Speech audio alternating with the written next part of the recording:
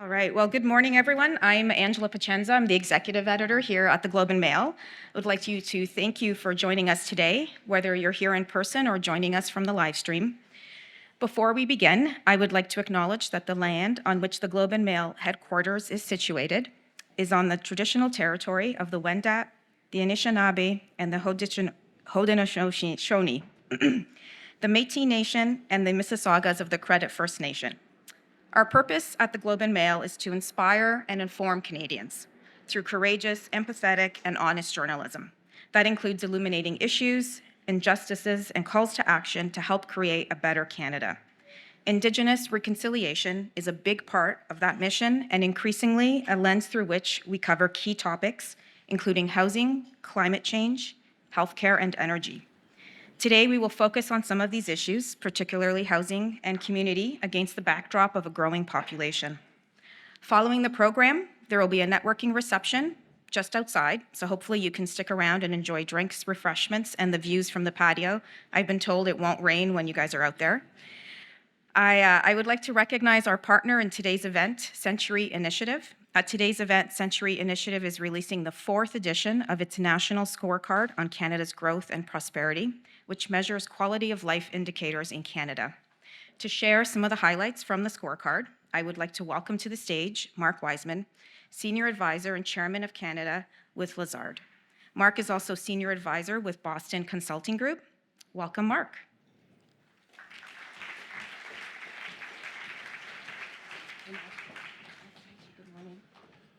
Well, good morning, and it's a pleasure to be here.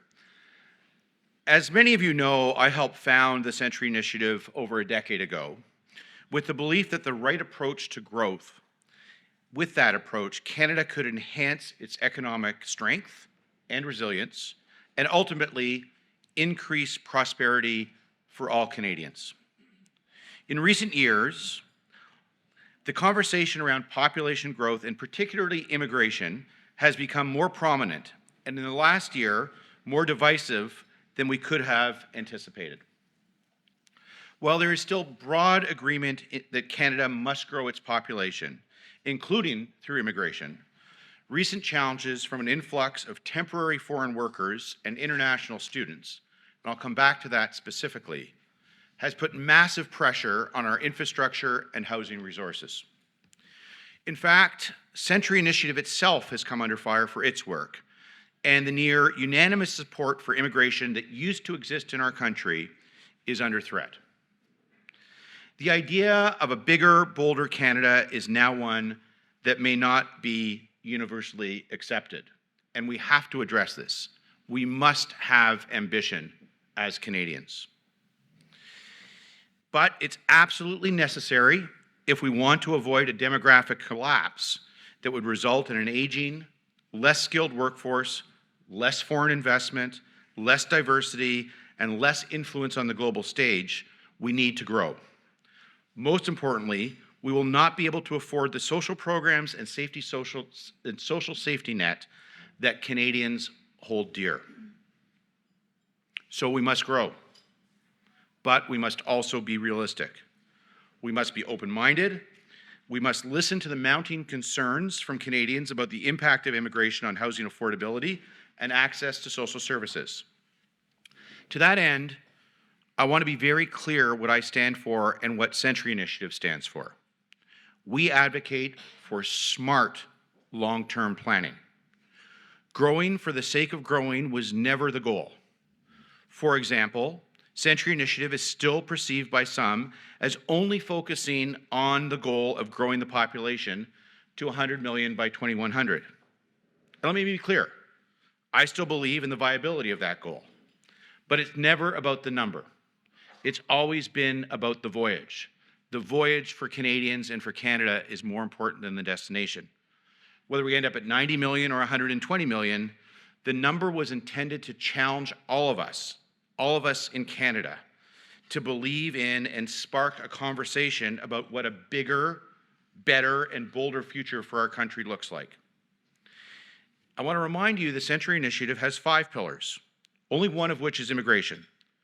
The other 4, which we've been speaking about for over a decade, are infrastructure and the environment.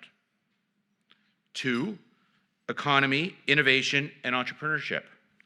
3, support for children and families. And 4th, in addition to immigration, education, skills, and employment. In other words, we stand for smart growth, not growth for growth's sake. We're not advocating for a big, dumb, unproductive Canada. I'm proud of what the organization has done to advocate for all 5 of our pillars by convening conversations like this one and sharing insights like those that will be published in our annual scorecard on Monday. Today's attendees will be given an advanced copy of that scorecard. I want to talk about it very briefly. The scorecard has 42 indicators measuring things from life expectancy to rural broadband availability to household debt. And the results, as you might imagine, are not encouraging. Canada scored as either leading or on track for only 10 of the 42 indicators. There were 3 key themes in this year's report identified by Century Initiative for immediate focus and action. First, we need better planning if we want to be a larger and more resilient country. We can't think of growth as a number alone, but about the work we need to do to address issues like housing affordability, infrastructure investment, climate change, and the support that families need as part of our effort. Now, I also want to say it's not all about immigration. In fact, the reason that we need immigration in this country is because our birth rate is low. Canada's fertility rate fell sharply to a record low decline of 1.33 children per woman. In other words, for our population to stay flat, we need 2.1 births per woman. That's the international standard.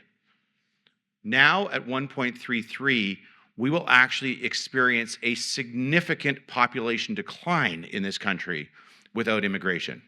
So we need to think not just about immigration, but also support for families and children for those Canadians who choose to have larger families. We have issues around housing affordability. We have issues around education, and we need a wartime effort to support both natural population growth and immigration. Secondly, and I think you're going to hear this from my friend Mark Carney in a few minutes, we need an urgent economic recharge. Canada is plagued by low productivity, insufficient business spending on R&D, a lack of competition, and underuse of homegrown intellectual property. And we are all paying the price. This country has sleepwalked our way into economic malaise, and we need to sprint our way out of it. For those who follow markets like I do every day, you would have seen the US jobs report this morning, where the US added almost 300,000 jobs in the last quarter. At the same time, Canadian unemployment ticked up. And when the US numbers came out this morning, the Canadian dollar dropped precipitously. Not for the first time, and unless we make change, not for the last. Canadians are on a relative scale are becoming poorer, less productive, and indeed less competitive with the rest of the world. And we're not taking action, and in some cases, we're not even noticing it. Third, we need a world-class, future-ready talent and labor pool in this country. It has to be part of the answer. Our human capital is just as important as our physical capital. This means improving our retention rates, ensuring our post-secondary institutions are properly funded, correcting our credentials mismatch, and improving our immigration planning process. Now, I really do want to talk about immigration. And I know the focus of today's session is on housing and infrastructure, but it would be remiss not to take a few minutes to address the immigration issue, and it is an issue. Let's start with where we sit today. Let's use some actual facts instead of rhetoric. Canada is set to welcome nearly 1.5 million new permanent residents over the next 3 years. That's an average of 500,000 new permanent residents per year. This is eminently doable, and it is exactly the type of immigration that we should focus on. Bringing people permanently into this country that can help build our economic base and have families of their own, giving us a multiplier effect for the long term. Now, the latest immigration levels plan, which is what I just described, has come under fire as many Canadians continue to attribute higher immigration to the ongoing housing crisis. This is simply wrong as it relates to permanent residents. These are the people we need for long-term prosperity. And we are perfectly capable of bringing these people into Canada and supporting them through housing and education. And indeed, these people contribute greatly to Canadians' social fabric and our economic support for social systems. So it's not about permanent residence. However, what we do have is a massive problem with temporary immigrants without a path to permanent residency. This is the issue. So let's talk about it, and let's use facts. Currently, temporary residents make up a staggering 6.2% of Canada's population.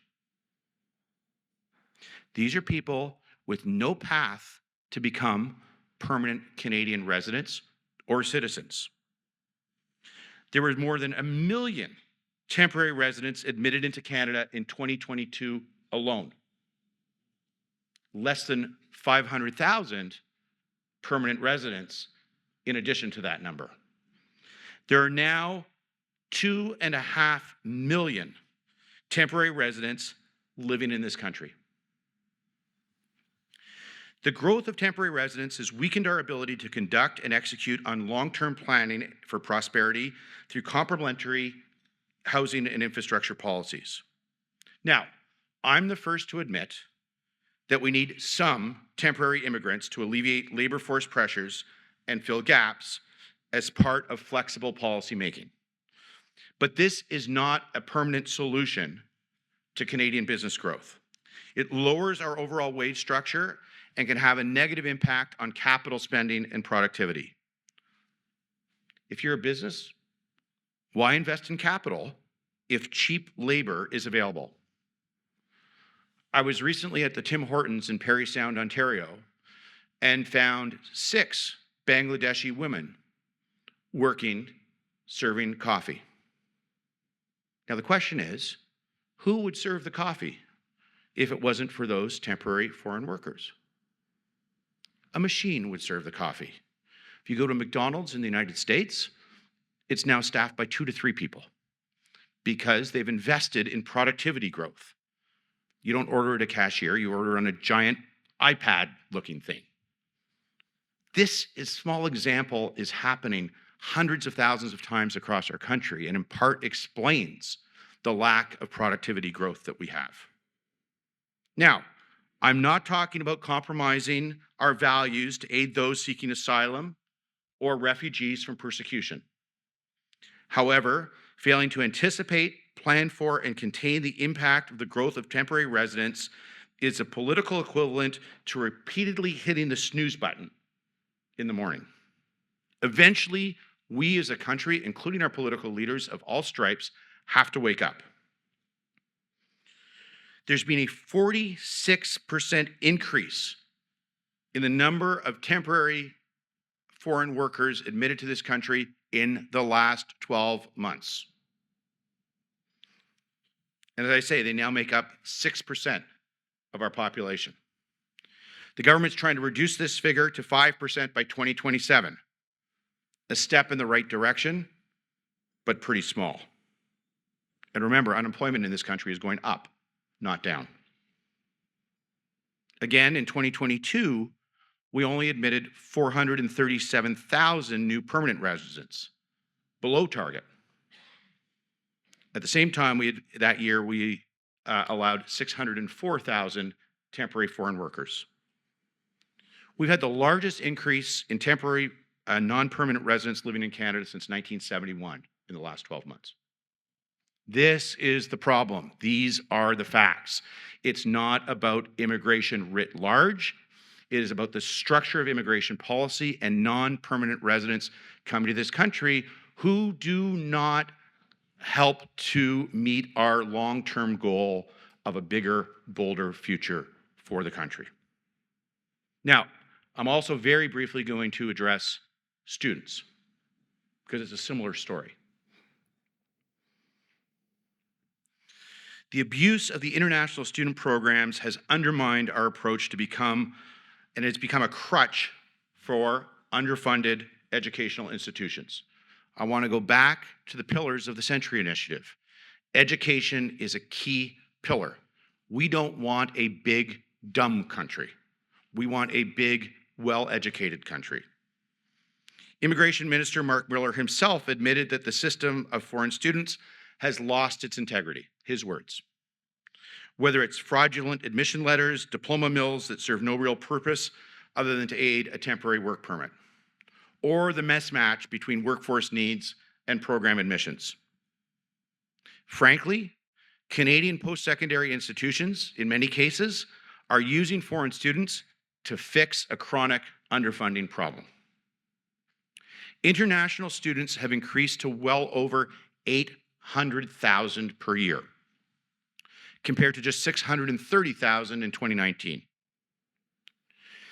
And an analysis from Stats Can shows that around 19% of students with international study permits did not actually end up studying here.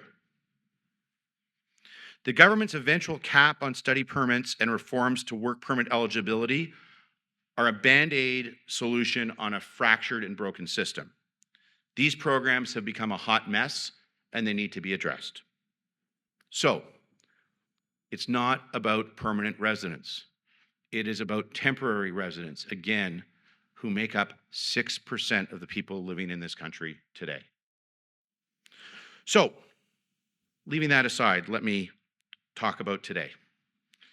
We've got converging challenges. How do we plan for growth in a smart way? How are we proactive? How are we ambitious at the same time? And as we're going to discuss for the next few hours, much of this comes down to housing and infrastructure. We need more condos. We need more detached homes. We need duplexes, fourplexes, townhouses, row houses. Probably the only thing we don't need are a few more tents. We need all of it. We need 3.5 million new housing units by 2030, according to the CMHC. And of course, planning for housing without planning for enabling infrastructures like hospitals, schools, roads, public transit, childcare is only a fraction of the battle.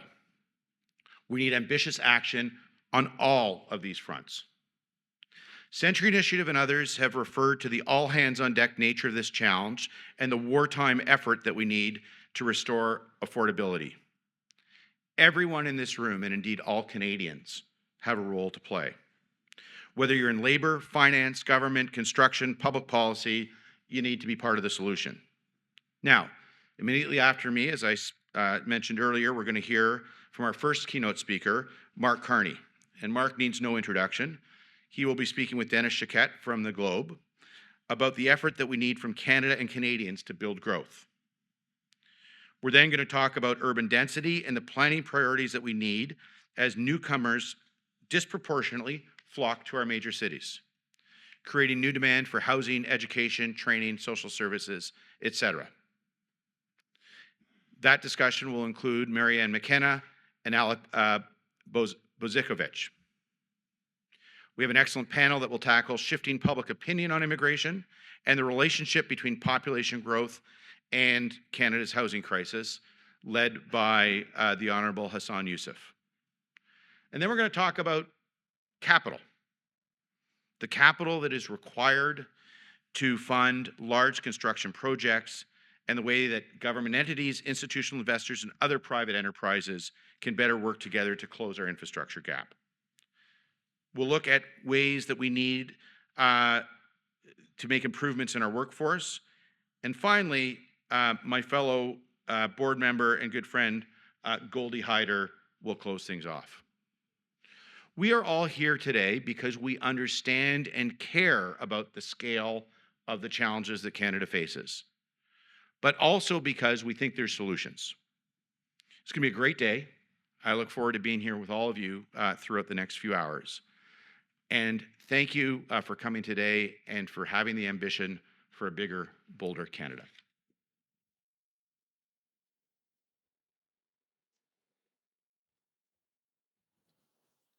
Thank you, Mark, and hello, everyone. Welcome to the Globe. I'm Dennis Choquette. I'm the deputy editor of the Report on Business. Thank you, Mark Wiseman, for the great insights on how Canada's doing. Some of them were not the most encouraging, but I think they were all inspiring and rousing. And hopefully we can get right down to some of the meat of this conversation. I'm delighted to have the opportunity to speak with Mark Carney, who, sorry, Mark Wiseman does need an introduction at these events, so I will begin that rather lengthy process. I cannot see him on the screen yet, but I'm assuming he's going to join us. Mark Carney is the chair of Brookfield Asset Management. He's the head of transition investing. He's also served as the governor of the Bank of England from 2013 to 2020. Nothing happened in that period of time. Prior to that, he was governor of the Bank of Canada from 2008 until 2013. Again, a quiet period in monetary policy.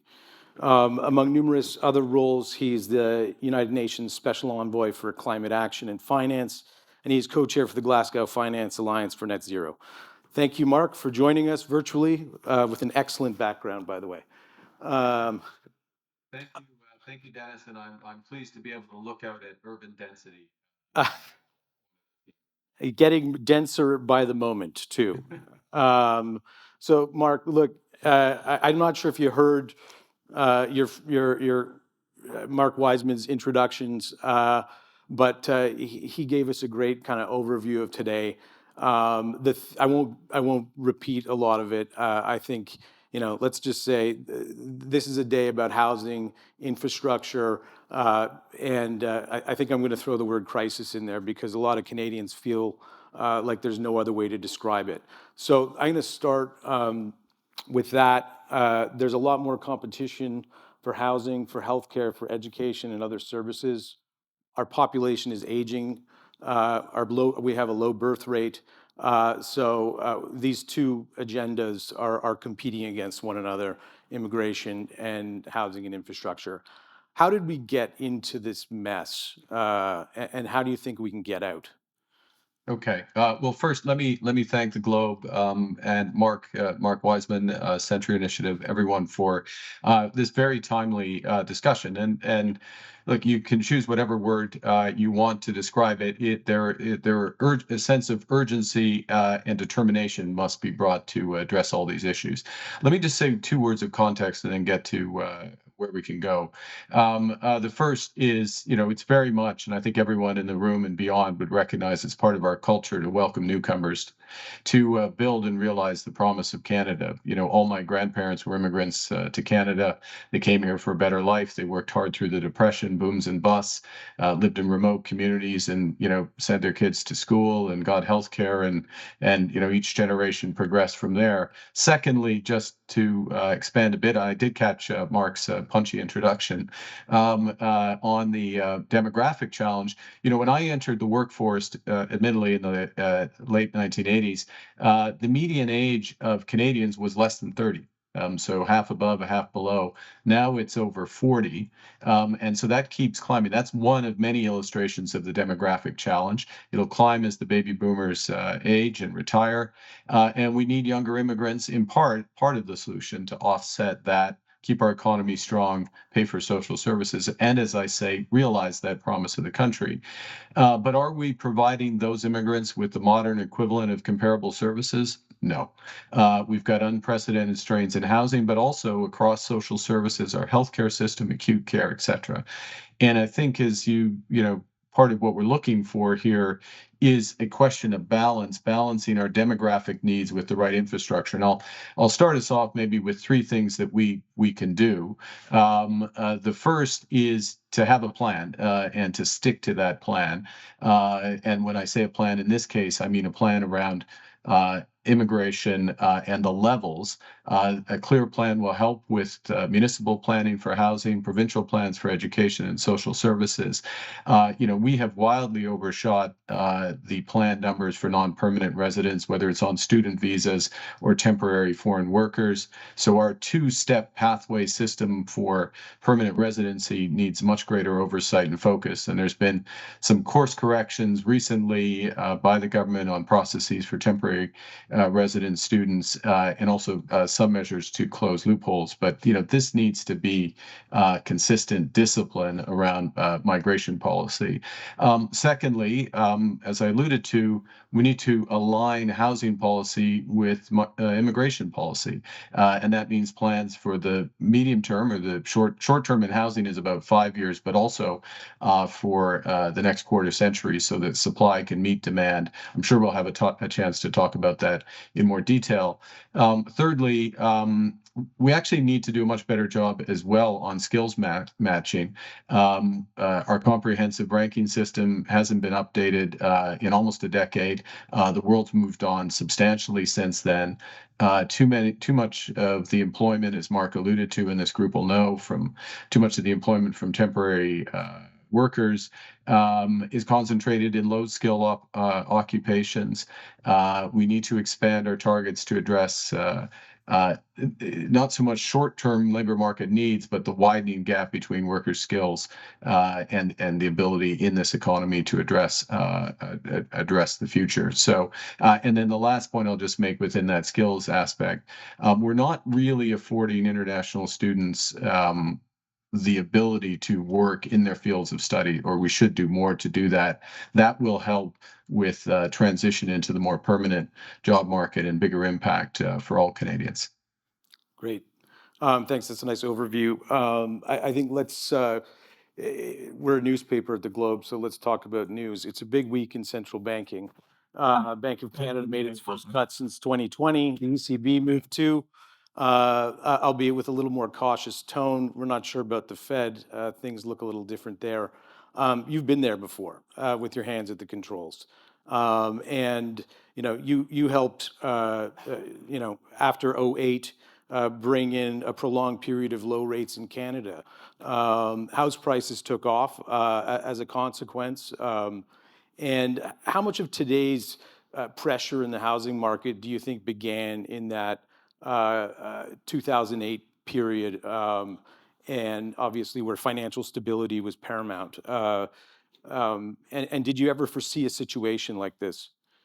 Well, a couple of things. Number one, what was paramount for the Bank of Canada is the inflation target and achieving the 2% inflation target. And if you look back over that period when I was governor and then subsequent, we achieved the inflation target. We achieved that 2%. So we're one of the only central banks that actually gets that done.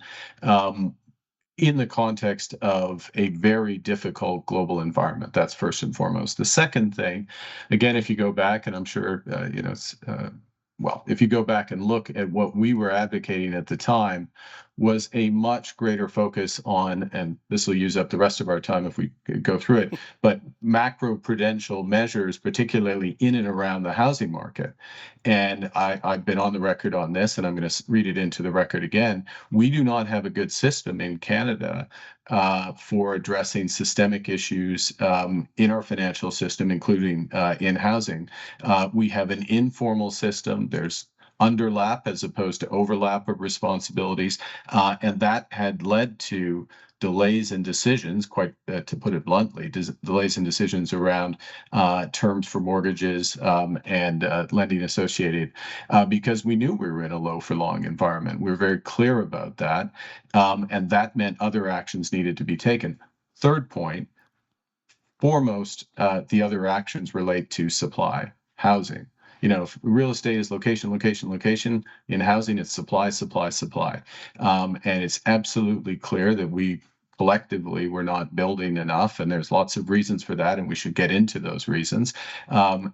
But then that had been very much amplified by what's happened in terms of inward migration, the very large overshoots in inward migration over the course of the last few years that has taken a tough situation and made it into a world where we need to have a post-war response to housing in order to rebalance things.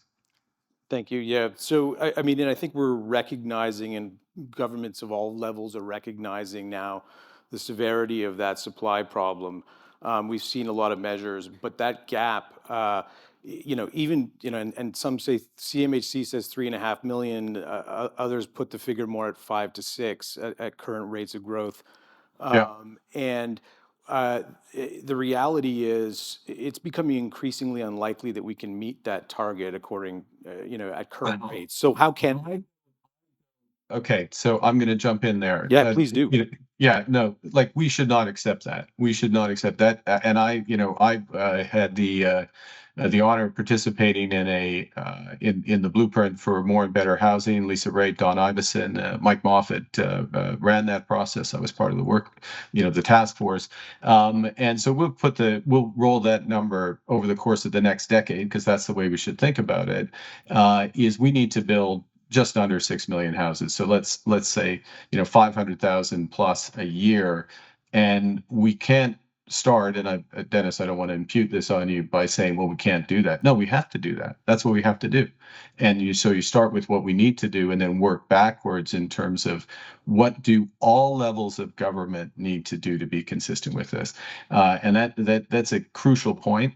In that task force report, we made 140 policy recommendations, and they were basically split evenly across federal, provincial, and municipal governments, because each level of government holds a piece for solving the housing puzzle. And we've had some movement on the federal side with the housing accelerator, with cooperative housing, other measures. I think you have someone coming, so I'm sure they'll go into that. We need expedited permitting at the municipal level. We need provinces to simplify rules, hold the line on urban boundaries. We need a collaborative spirit across government to solve the problem. And there may be three levels of government, but there's one level of Canadian, there's one level of citizen, and we as citizens need to demand that our governments work together to hit those numbers, because that's what they need, because every Canadian, every resident deserves a place to live. So you're still bullish on it, which is good. That's different. I'm saying what we need, and Yeah. people need to step up and deliver. But it on can be done. I'm saying let's not let people off the hook. Look, it's time to build. I mean, that's that is absolutely clear. We need to build across, and in building, we can do tremendous things. We can help create, the housing industry of the century. Basically, this is a once in generation opportunity to create great jobs in our trades, in our manufacturing industry, create a more competitive, efficient, sustainable housing industry, that it becomes an export industry as well as a domestic industry. So I've never been one to just sit there and think something's going to happen or something can never happen. We have to make things happen. So supply, building, construction, I think there's going to be a lot of talk about that and in the program Yeah. today. I think the rest of the program may not get into what I think is an underpinning here, and sometimes the housing conversation never goes to the question of growth, productivity, GDP per capita. This is what creates prosperity. These are the incomes that fuel the incomes that will put you in reach of a house in the first place. In Canada, these metrics have been flagging. We're back to 2017 when it comes to GDP per capita. Slightly controversial metric, but we'll go with it for now.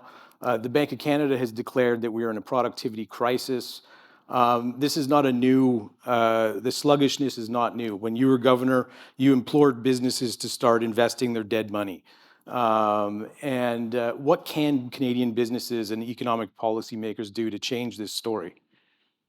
Yeah, well, the first thing, by the way, just on the statistics, there's different ways to measure it, but it's a good shorthand, GDP per capita, and it goes actually to the heart of immigration as well. We're not looking for immigration just to make the economy bigger, just to be big for bigger's sake. It's to improve the lives of those immigrants, but of all Canadians over time. And for that, you ultimately need that productivity, and we want to grow GDP per capita, and the fact that it's flatlined basically for the last 5 years is significant. So what do we do? I mean, there's first thing to recognize is there's no one quick silver bullet solution on productivity. Anyone who tells you that doesn't understand how economies work. Secondly, that part of what we need to do, for example, on big decisions, big initiatives like addressing housing, we can do that in a, to use Mark Wiseman's binary approach, we can do it dumb or we can do it smart. We can do it in a way that builds out, modular housing, for as one example, builds out much more efficient construction as another. And, we need that in order to get to those 500,000 houses a year. That is going to really add to productivity. It's a similar aspect on the net zero transition. And if I can work something in here in the middle, we deserve, if we're going to be building, and we've got to build these houses, they should be energy efficient houses. The people who move into those houses should not be paying over the odds for energy costs, and they should be resilient houses, houses for a new for the new realities of the climate. Again, that is a productivity point.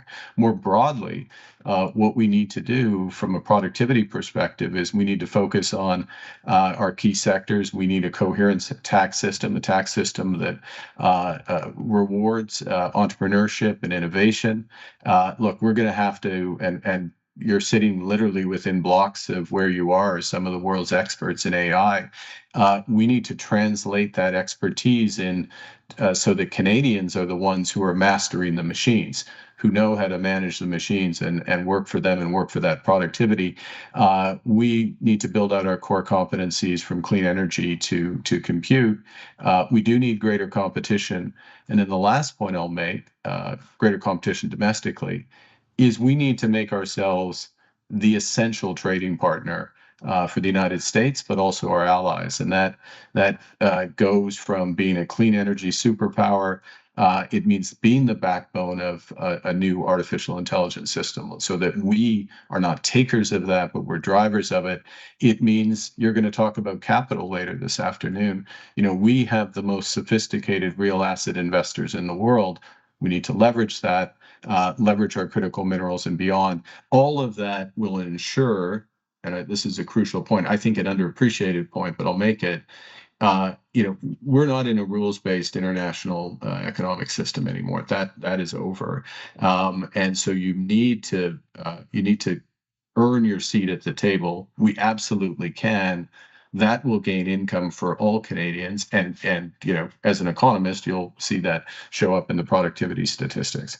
So I said there wasn't a single bullet. I've just given you, a sort clip. of spray. A spray. You're giving us a clip. Coordinate. I'm glad you brought up climate. I'm going to bounce around a little, but we've seen lately a lot of backlash to some of the climate policies, and I'm going more or less off the top of the news here. But the consumer carbon tax in Canada, I think it's fair to say, is vulnerable.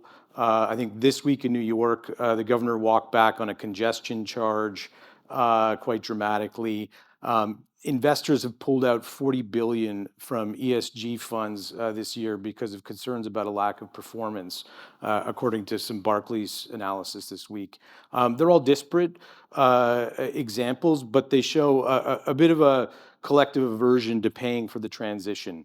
I'm wondering if you think these setbacks are inevitable and surmountable or signs of something more deeply flawed in the current approach.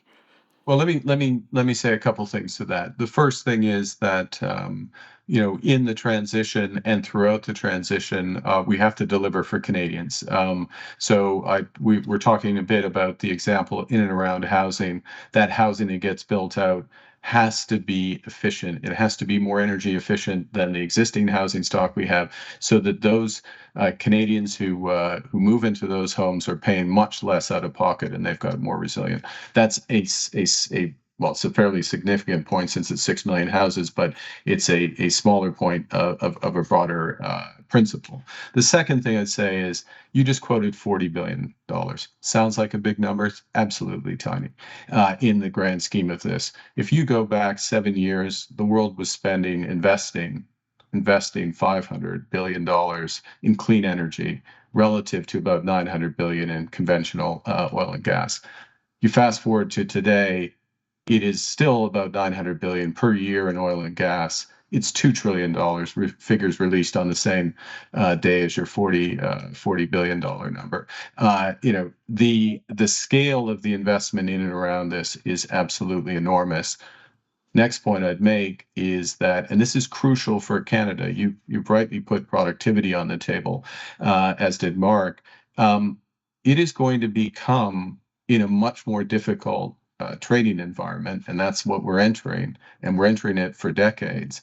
The amount of carbon in a good and a service in an export is going to become significant. It is going to become determinative of whether or not you have market access. And we can be in a fantastic position as Canadians to be delivering low carbon solutions to the world. And if you don't recognize that, I'll just point you to the fact that a few months ago in Dubai, almost half of the world's oil and gas production by volume signed up to zero methane by 2030, which in the production of that oil and gas. And that gives you just another illustration. We have the White House task force released 2 weeks ago as a further illustration of that. That's where the world's headed. We can absolutely lead in that. So the trajectories like this, I wouldn't over-index on the wiggles around it. Great. We probably have time for one more quick one. And AI. I think there's a lot of hype. There's a lot of excitement. It's been compared to the next industrial revolution. What keeps you up at night about it right now? What keeps me up about look, I think that there are lots of things that need to be addressed. So this is not an exhaustive list, and you asked for a quick answer, so I'll give you one. What I focus on is that we have an incredible set of individuals and emerging companies in Canada in a series of clusters across Canada, in Toronto, certainly, in Montreal, in Edmonton, my hometown of Edmonton would be 3 examples. And those companies need access to data centers, they need access to compute, they need access to the associated power, and they need it now. And there is a risk that the big hyperscalers who have the resources, that they're the only ones with access. And so we as a country need to make sure that our great companies, whether it's Cohere or others, have access to those. There's ways to do it. I was very pleased in the federal budget that the government put a facility in place that actually is going to help make that happen. Again, what keeps me up at night, whether it's AI or housing or other aspects, is implementation. I mean, we can identify the issues, but we have to implement these plans as they come into play. Great. I think we have to leave it there, and it's a good spot to lead. So thank you, Mark, for taking the time to join us today. And I'm going to hand off to my colleague, Alex Bezikovic, who's the Globe and Mail's chief architecture critic and a real expert on housing issues. So thanks. Thanks, Dennis. Hi, everyone. I am Alex Bezikovic. Pleasure to be here with you today. As architecture critic, I am often writing about housing, and I'm often writing about the challenges with building housing, particularly in our big cities, and also about the connection between housing and climate policy. So it's really a pleasure for me to be here with you today, and also to welcome to the stage Marianne McKenna. Marianne is one of the founding partners with KPMB Architects, a firm that designed the space we're in today, and has also shaped the city and the country over the last 40 years with numerous cultural, academic, and residential projects.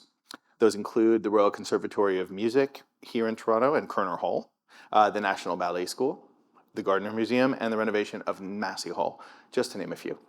Among her other great works, are a whole bunch of exciting new projects by the firm across the country, including the new cultural facility in Calgary. That's yours too, isn't it? Fantastic. Arts Commons. So please join me in welcoming Marianne. Thank you, Alex, and the Globe and Mail. It's nice to be in a decent room, shall we say. So I'm on a time limit, so I'm going to go to do my speed talk. Don't waste a good crisis. As an architect and a design thinker, I want to put holistic design thinking into the foreground because I firmly believe architecture changes outcomes. And we're at a tipping point for an important transformation in Canada. And what we do or don't do now will have lasting impact. To prepare for this presentation, I interviewed a lot of architects, developers, climate scientists, concerned individuals, and over the 10 weeks, I read a lot of thoughtful reports that demonstrated vision as well as the metrics that support the arguments for changing how we do things. You'll see slides running in the background. I begin with a few questions. How big is the problem? The housing crisis is broad and deep and market-based. They asked for 5.8 million new housing units across the country with a price tag of $3 billion will not happen in 5 years. Unless, as Mark Carney says, we make a massive effort. And if he says we can do it, I'm with him. Panic and fear should not drive us to find short-term solutions we will regret. To quote Ben Franklin, the bitterness of poor quality remains long after the sweetness of low price is forgotten. In this case, building poorly conceived, unattractive housing delivered at breakneck pace will not respond to the true need, will diminish our cities, and is not a solution we'll be happy with. This crisis meets the definition of a wicked problem. To solve this problem requires some very clear Roger Martin-style integrative thinking to find the hybrid solutions and resolve the oftentimes conflicting objectives. We want to provide the right kind of housing in the right places for Canada in our time. We require made-in-Canada solutions, learning from other countries, of course, but employing our best talents to find solutions that fit us. So remember, this is both a housing crisis and a climate crisis, both part of an entangled ecosystem that includes policy at multiple levels and economics. Resolving the entwined and sometimes contradictory challenges includes empowering teams of architects, planners, housing developers, and constructors, supporting the training of labor and particularly skilled trades, and using materials that address climate change and are affordable to make housing that is desirable, high quality, and durable, and making all of the above doable financially. This requires vision and leadership. Today, I'm focused on 3 key issues and strategies to achieve them. They are design excellence, design quality, sustainability, and affordability. So let's focus on cities because they drive the economy. We need to ensure they are livable and affordable to house the full range of our expanding population. Instead of building homes, we need to build neighborhoods. Cities are best when they are a collection of neighborhoods and where the character of the community is reflected on their high streets, with libraries and schools, retail and restaurants close to and intermingled with the residential area. Toronto has been a city of neighborhoods, just like Boston and New York, and appreciating this is the legacy of Jane Jacobs, who explained this to all of us in the 1960s.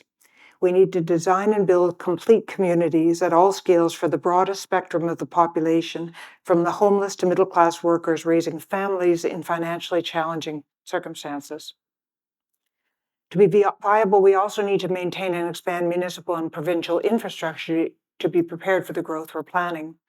Along with housing, we need to rethink our streets and provide inner-city transit to move people sustainably and reduce the number of cars on the streets to protect both pedestrians and cyclists and to promote healthier lifestyles. What if we frame this in terms of people? Think of housing as the social infrastructure of our country that is defined by mutual accommodation. Bill McDonald. Begin by thinking about who needs housing in this crisis to make sure we maintain our cultural, social, and economic mosaic, continuing to welcome diversity and supporting a mix of incomes. Who are the people we're building for? The caring economy of nurses and educators and service providers who need to stay in the city to be available and effective. Local and international students and educators who fuel advancements in research and development in a competitive world. Indigenous communities who bring valuable, deeply thoughtful insights into what we should build. Newcomers, as per Century Initiative, who need decent housing because we want them to stay. And the homeless, where the solutions have to be linked to service providers for mental health and addiction. What should we build? We need to embrace multiple solutions at all levels, test them, and replicate the ones that work best, and design cities we all want to live in. In a crisis, there's no single solution. We need to try everything, including the 15-minute city, and focus on rental to make homes available to more people. Thoughtful intensification is required at multiple scales and typologies to make use of established infrastructure. Better designed high-rises with deeper consideration of urban landscape. What if every high-rise incorporated community uses along with retail into 2- and 3-story bases, inserting schools, libraries, community spaces, along with daycare, clinics, and I hear the Phoenix is just closing. Height should not be the issue, but big fat floor plates and buildings positioned too close together, blocking light and views and air are. Innovation, we need innovation in creating modular prefab housing models to speed up productivity, turnaround times for delivery, using Canadian-based solutions manufactured here in Canada. We can convert and repurpose older office buildings to B-loft-type homes. They already have higher ceilings and better window to wall ratios, and are more sustainable for climate change. We need to better calculate the real cost of demolition, waste disposal, and rebuilding if we don't do this. And we need to permit gentle densification within our neighborhoods, allowing for quick approvals to convert existing larger homes to 2 or 3 units, as well as allowing backyard and laneway homes. And we should not demolish existing multi-unit rental buildings, which are now threatened with replacement by condo towers. The condo units will not be affordable for those displaced, and they then get added to the list of those in need of housing, the housing that we're planning to build. We need to advocate for design excellence. The slides running behind me show you some of those opportunities. Designing durability and quality into every aspect, from walkable neighborhoods and a public realm that incorporates green spaces, wider sidewalks with tree canopies to encourage healthier lifestyles. We need a mix of public spaces and community offerings at sidewalk level that reinforce a sense of neighborhood and belonging. And the interior design of a quality of homes has to maximize livability and be more generous than what is currently happening in high-rise today. Our cities need to have texture and modulation and be beautiful to remind us that our shared environment is an essential part of the fabric of our daily lives. We need to restate that neighborhoods are a force of good. We need to stop throwing up bad buildings and ugly buildings, justifying them as solutions to address the housing crisis. They make the crisis work. We must incorporate sustainable initiatives into every aspect. Buildings in Canada emit 50% of all our greenhouse gases into the atmosphere, and we have the highest emissions per capita worldwide. Climate change requires us to look far into the future and plan for what very well may happen if we don't mitigate the current predictions. We need to advocate for a variety of approaches, including the innovative use of our natural resources. Build with what we grow in our forests and our fields and stop refining petroleum products. Legislate against the burning of fossil fuels in homes and on the roads. Prioritize the use of low carbon emissive materials. Demonstrate the importance of building airtight homes with operable windows and use tested technology of heat pumps preferably made locally to reduce delivery times. The list is endless. Globalization has upgraded our manufacturing industries. The post-pandemic environment has made supply chains less reliable and less affordable. We need to reboot manufacturing industries in Canada and produce high-quality materials to be able to supply the housing industry efficiently with products that are sustainable in origin with low embodied carbon. We have the natural resources and the research technology in Canada. This would be good for employment and productivity at many levels. Let's not send our natural resources to other countries to be manufactured into products and sold back to us at a premium that also includes doubling the carbon footprint associated with shipping. The solutions have to provide affordable housing, unless you think it's acceptable to wait 45 minutes for an ambulance driver to commute downtown from Pickering. We want a city that has full economic integration to be workable. The Parisians call it la mixité sociale, where 25% of the city is public housing, and that's up from 13% in the 90s. Every single tower currently proposed on Yonge Street from Bloor to Eglinton has no affordable units. There's provincial legislation drafted to ensure affordability, but it's not been signed into law. So what should we not build? Let's not build any new buildings that don't accommodate a mix of incomes. No more micro units with buildings pressed up against each other. We should not be building parking underground, particularly adjacent to transit corridors. Below-grade parking is expensive, it drives up the cost of units, it's carbon intensive, and encourages more cars in our city. Let's improve public transit and bicycle infrastructure and rely on taxis and car services. And no more single-family, standalone homes in the Greenbelt, because this is a crisis. Who are the best people to initiate building? Partnerships are essentials. We will only get this done with great teams working together that include design thinking, climate engineers, the development construction industries, working together with smart financial economists, and with landowners like the city offering underutilized sites with schools, parking lots, libraries, which can be incorporated into developments, and churches contributing lands. Our best projects, many of which are being done with Kindred Works right now, are done as partners in development in a spirit of openness and transparency, where the value engineering is done together to get to the right cost without compromising vision, durability, and health. What's holding things up? I have 3 things. I should skip over them. Financing, but developers are currently on hold on multiple approved projects across the city because of economic chokeholds. There are apparently 48,000 completed unsold units in the GTA. Cost of building increases. If we build faster and better with more competitively priced local building materials and readily available equipment, we can mitigate costs. Smarter ways of building through BIM, building information management, are just now being more widely embraced by the construction industry. And flying into territory that I'm not that familiar with, but government taxes are 30% of the cost of development. If taxes applied from 3 levels of government are strangling the ability of developments to move forward, then we need to reconsider how taxes are applied and when. Land transfer tax, development charges, and fees for services have historically fueled government revenues. The counter-argument would be, if we can design and build more attractive, better planned, more dense cities, this will increase the tax base through a range of business and residential taxes, with increased hospitality taxes through increased visitorship, if people want to come to our city. Challenges with approvals? True and not true. We don't yet have the right mitigation policies, climate mitigation policies, or updates to zoning in place, and the building code needs a serious practical update to stimulate sustainability. This is a major challenge. This holds things up and is dangerous with respect to what gets built. Heritage retention legislation needs to be used creatively and responsibly to give new life to old buildings whose carbon footprint and energy consumption will always be less than new building. Who will build this housing? With the current pause on housing starts and oversupply of unaffordable inventory, we could lose our current labor force due to aging out and declining numbers. So we need the construction trades to embrace BIM technology and innovation, allow for competition, and learn from countries that are more efficient and productive. We need to value these construction jobs that require skill as good, well-paying jobs that should be promoted as career choices for young people. Community colleges are part of this training of innovation, collaboration, and sustainability. What needs to change?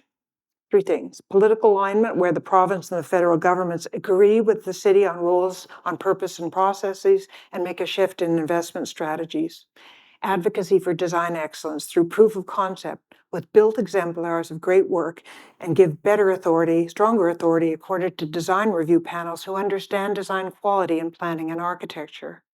And policy changes to zoning and building codes to incentivize innovation, sustainability, and affordability, and a mandated deeper commitment to reducing carbon emissions by 50%. So where are we now? Post-COVID dilemma. We haven't really shaken the mantle of its impact, and we're now at a tipping point.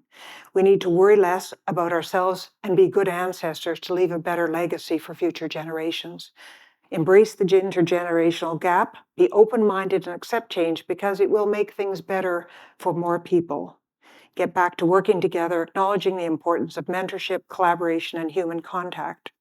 Reduce our individual footprints, carbon footprints, get out of our cars and support the expansion of public transportation to create healthier lifestyles, and support the endeavors of cultural and educational groups focused on maintaining lively cities. To conclude, I come back to the 4 most important things to think about. Actually, it's 3. Design excellence to make sure we build beautiful, textured neighborhoods focused on the people who live in them. Sustainability so that we might make the right innovative decisions about all aspects of our built environment. And affordability to ensure that's mixité sociale.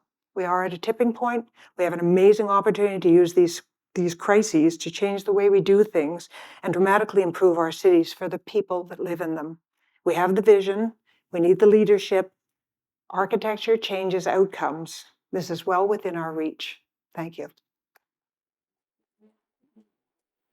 So you've really tried to draw a number of different themes together, which I think is crucial here. Putting all the pieces together in this conversation is challenging. I want to draw on one thing that you mentioned a couple of times, dealing with the climate crisis through housing. And I think there's a good case to be made for both climate mitigation and climate adaptation through building in our existing cities and in our existing neighborhoods. How do we do that? How do we build density well? And how do we do the political work of getting people to accept change in the places that they live? Well, in all our projects, we engage the community. Talk to people. I think it's well publicized that we have a crisis here, and we need to make some serious changes. So I think we need to get together. And in so many of our projects, and we did the Bloor Street United Church, which people say it will come out of the ground. There's so much infrastructure below it that it's taking a while. It's very complicated, but we engage the community at all levels and found the people that would benefit from the project. And frankly, everybody benefits if you have great community facilities and you have housing and you have a certain amount of density and it's supported by the right infrastructure. So I think we need to share that.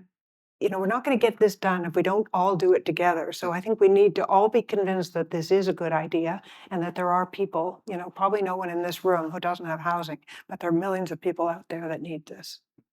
Does architecture or does landscape architecture and the design of the public realm have an important role to play in getting people on board? Because as nice as that sounds, it's a tough sell a lot of the time. Can good design help do that work of getting us to all row in the same direction? Well, I think if you have to fight to walk up the sidewalk, which Yonge Street, as it's big, that's the public realm. The public realm is being able to stop and look in a store window, or look through into the dry cleaners, or to see if there's fruit in the fruit stand. We need wider sidewalks. The roadways are going to be narrower. So, think about a 15-minute city. Where you live is probably a neighborhood where you can actually walk to the corner and do everything that you need to do, or pop onto public transportation, which has to expand. We're late doing it, but it's happening, and we need to continue to support it. But I believe firmly in the public realm. You can have a small unit, but if you can actually come down to the street, to the park, to take your children to playgrounds where you meet other people who may are that mixité sociale, are other economic. I live near Ramsden Park, and it's a fantastic mixer of people who, want to live in this city. So I believe it's what makes this Toronto and other cities attractive. Is there a new role, or should there be an expanded role for our governments in creating public facilities and the public realm? How can that be done? Who should be doing that work? And who might lead a new conversation about improving the spaces that we all share to help move this project forward? Well, architects need to play critical roles in doing this, working with working with the city, and working with levels of government. There are so many latent projects, and we have, as you see from the slides that went by, lots of things have happened, are happening, but there's so many latent projects. There could be a community center right alongside Ramsden Park. There's an empty parking lot there that services city workers. So what would that be to have a pool in that? Ramsden Park is a very mix of neighborhoods, and I'm sure you could target specific projects all over the city that would be transformative. And I think we can't be punitive about this. I think we have to find the pony in every opportunity. What would make it great for people? How do we make this better? And, maybe carbon tax is not a nice thing to contemplate, but being able to take your children at a pool that's has salt water and give them swimming lessons locally would be great. And to have them share and build friendships within a neighborhood, that gets you around a lot of summer camps and other things. So perhaps public amenities are not just going to be the result of a new kind of political alignment, but could help bring it about if we, deliver nice things that can help bring Well, about. they have to be built into housing or it's not going to be livable. Right. We don't want to be here. Well, and let's talk about that. I mean, we are speaking mostly about housing today, and housing has been suddenly at the top of the agenda federally, provincially, in many of our provinces, locally here where we sit. But housing is only part of the equation. As our cities are growing and newcomers are disproportionately settling in our biggest cities, how can and how should we deliver these schools, medical clinics, public spaces that these growing and changing communities need? And are we doing that? Are we doing this work now? Are we building the city that provides all of the amenities that we need? I don't think we are. We have the vision, but I think we need the leadership. I mean, so often comes down to money, and so we look to the rest of the audience and the rest of the afternoon to figure out how to bring together that financial acumen that allows us to do smart things. So there's a wonderful project in Montreal that I'll quickly tell you that one of my colleagues, Renee Daou, created the Quartier International. She and colleagues went around to the neighbors of that decrepit area before it was restored and collected about $8 million of uh, funds from them. The municipal government gave 20. I think the provincial gave 20 million, and they rebuilt the Quartier International, which improved the whole center of that part of Montreal. So the convention center, Those things, and it generated, and I might not have the numbers exactly right, but $250 million of revenue. This was 10 or whenever 20 years ago. Right. But I think we need to have those solutions. Like, we can't tax ourselves out of being able to do these things. We have to do them and then collect the taxes because we have more density, we have a bigger tax base. I mean, I think those are we need creative solutions, and the architects will help drive them and they'll help create them. So I think we don't need to import everybody from abroad. You can work with local talent, you can pair them with international precedents, but I think we need to do this here and we need to do it our way. And I think we have the acumen, we have the talent. Interesting. All right. So implicit in what you're saying, which I understand, but perhaps those of us who are not immersed in the design world might not understand, is that designing public realm projects in particular costs some money, but relative to the cost of infrastructure projects of other kinds, they're small dollars. And those small dollars can go a long way in changing the perception of a place, which can bring out new investment and can bring visitorship and transform how we think about it. So something to consider. As we wrap up, there are a bunch of different policy ideas floating around today. And even in your conversation, in your presentation, there are many of those. What one or two, let's say two things, should we be doing, should policymakers be focusing on to build our cities right? What are the most important ingredients? Well, the scary thing is we need to address the climate change while we're addressing the climate crisis, while we're addressing the housing crisis. So we have to bring those two things together, and it has to do with, what I said, not building basements. They're very carbon intensive, and we don't really need them. We need to rethink through many of the sustainability issues as we solve these problems. So, I mean, I think we need this to come broadly based as policy, as legislation. It has to be paired with zoning so we can actually open up opportunities to build in, really, there are still some sites that are buildable within our city. So building in our cities and building with sustainable technologies and processes. Anything else? What are sort of the key, if you could have one sort of tip for designing a new neighborhood or a new building, what should people be thinking about? Is it mixité, or what is the key ingredient that you favor most? Why can't we have a beautiful city? I'm from Montreal. Actually, when I go back, it's not as beautiful as it was when I was a child, but I think we should build beautiful cities and we should be thoughtful about how we do it. And we just can't slap them up and hope it's going to go well, because I think you can see it's not going that well. Yeah, just a bit. Marianne, I keep looking around for things to be optimistic and excited about Well, I here think in our Mark city. Carney's, he's optimistic. He I is. think if he thinks we can do it, I think, get those Brookfield guys out and working for us and make make a huge, massive infrastructure investment happening. Because I don't have money, but I have talent and I have huge number of friends. And you got to hire the right designers. Memo to Brookfield and everyone in the room. Hiring the right designers is key. I showed you some of the designs that are happening from others, so it's not Indeed. just, It's not just about I'm KPMG. not just shilling for Yes. KPMB, so. But, she knows some people, as do I. We'll have to leave it there. Please join me, everyone, in thanking Marianne. Thank you. So we have a 15-minute break, and we are going to resume at, let's push to 11:35, I think. Thank you.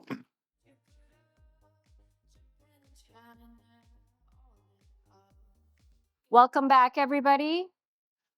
I'm just going to give you all a little bit more time to get back to your seats. I hope you enjoyed your break.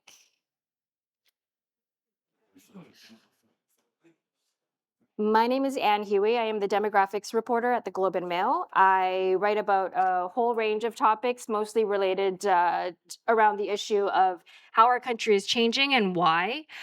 Some of the topics that I cover include aging. I write a lot about generational shifts and, of course, immigration.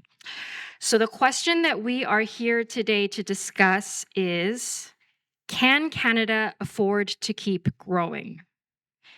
And to tackle that question, we have an excellent group to discuss. Let's meet them. So please welcome the Honorable Hassan Youssef.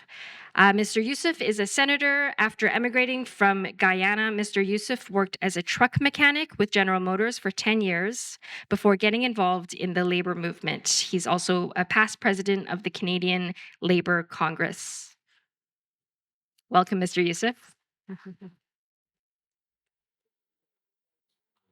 Next, we have Anna Trianda-Filidou, Canada Excellence Research Chair in Migration and Integration at Toronto Metropolitan University.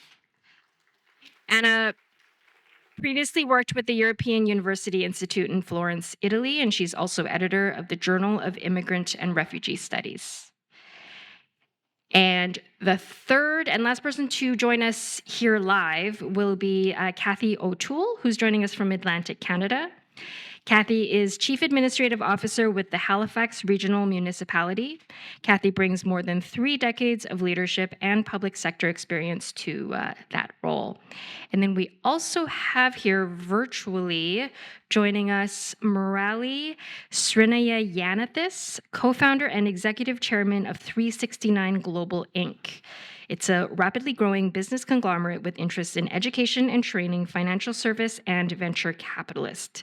Morelli has lived and worked all over the world. Oh, there you are. Hello. Thank you for joining us, everyone.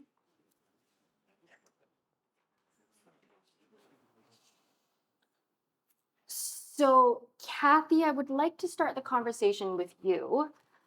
Reason being that I think Halifax has very much been treated as or seen as a case study for some of the major trends, issues that we're seeing across the country right now, that being rapid population growth and a housing shortage. So do you want, for those who haven't been necessarily following along as closely, can you maybe describe a little bit for everybody here what has been happening in Halifax?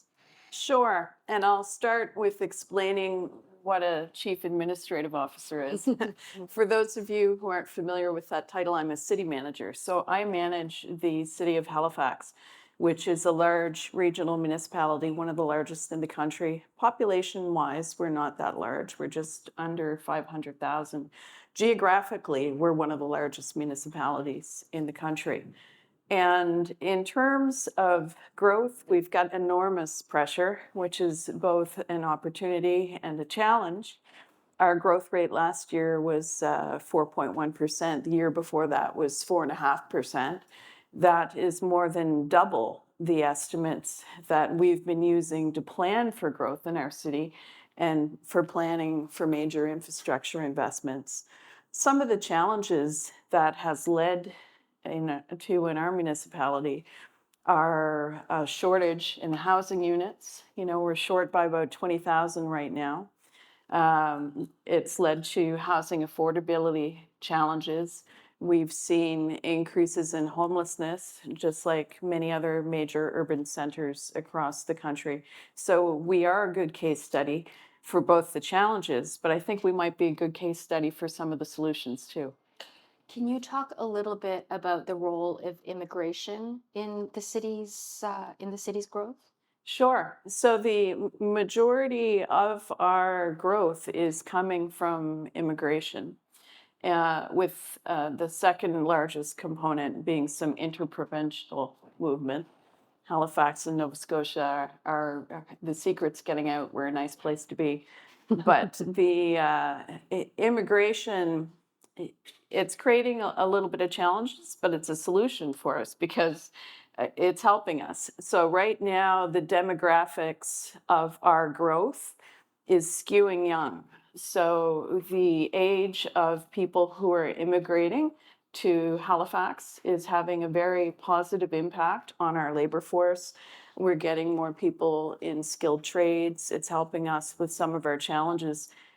We would not be able to run our Halifax transit system right now without the strong growth we've seen in immigration. That's significant to our city.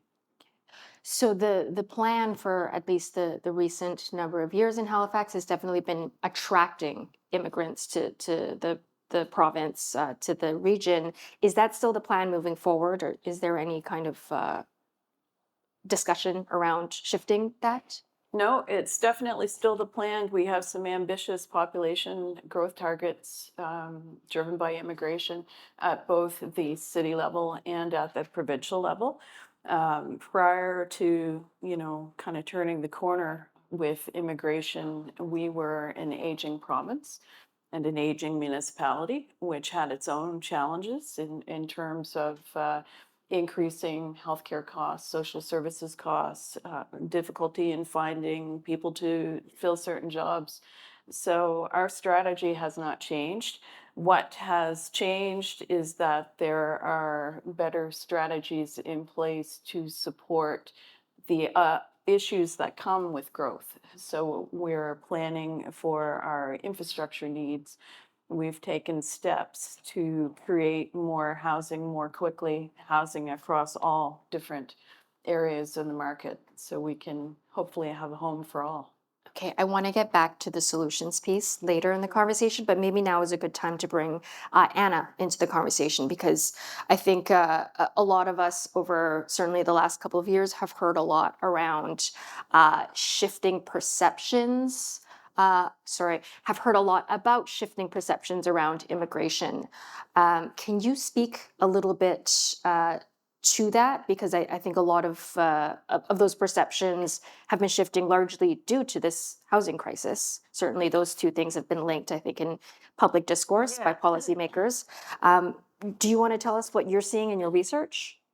Yeah, first of all, I want to say, and thank you, Kathy, for starting with such a positive note about immigration being part of the solution rather than part of the challenge, because I think what we heard this morning was a bit different. And I also want to remind everyone, if people were here 2 years ago around this same time of the year, first in-person event of the Globe and Mail, we were hearing that we don't have enough people. We have 1 million jobs vacant. So things have changed, and we should be aware of the pace of change also in terms of how we manage this. That it's been an exceptional time, but I mean, we should be kind of indulgent also on how we manage this change. But first thing that I want to say is immigration is not an issue for Canadians. When you ask them what bothers you, what keeps you up at night, immigration keeps up at night about 2% of the population. Second thing is Canada has been a very pro-immigration country, and we've seen numbers rising. So and actually I think Andrew Parkins is somewhere here in the audience, when the Focus Canada survey asked people, do you think there's too many immigrants in the country? So in 1995, I think like 40% of the people disagreed with that statement, so thought there are not too many immigrants. By 2022, it was 70%. Now, what happened in 2023? The 70% went down to 53%. So certainly that's a very notable shift for whatever survey data tell us. But when we look at other questions like, do people think that migrants make Canada a better place culturally? 80% agree with that. Do people think that immigration is positive for the economy? It's still 60% agree with that. And I think it is important also to put things in context in what happens in other countries similar to Canada, looking to our southern neighbor, looking to Europe, looking to places in South and East Asia. And I think Canada stands out for its pro-immigration attitude. So the shift is very relative. Actually, it is about being less positive. And as I said, I think it clearly relates to the pace and the housing shortage. But I think we should know that, it's not mathematics. It looks like mathematics. Oh, we have a certain number of housing and then we have more people coming, so that's a problem. But I think neither immigration nor housing is, absolute numbers, and I can elaborate on that. I do want to ask you specifically about the question of temporary residence, because there's definitely been a lot of discussion around that, specifically around the question of international students and sort of what is the right number and how do you put policies in place to properly support those temporary residents. On the flip side, there's also the fact that temporary residents are filling jobs. They're doing jobs that we need in order to continue functioning. So how do you balance those two things specifically when we're talking about temporary residents? Yes, on this, I also want to put things in context. Canada is probably the only country in the world where you can arrive on day one and be a permanent resident. So that's not common in the world. In the world, generally, people move to a country with a permit for 2 years, 1 year, 3 years, and maybe then they decide to stay and their permit is renewed, and at some point they become what we call here permanent resident. So I just want to say this. It's only Australia that resembles Canada. Our neighbor down south has a totally different system. So this is just to put things in context. But on the other hand, I think your question prompts me to say something about these complexities that I said. So first of all, the housing needs of every newcomer are not the same. So it's different if you're an international student, if you're a single person, if you're here with a family, a young family, if you're a senior, and even as a senior, what kind of senior? A senior like me or a senior that is more senior?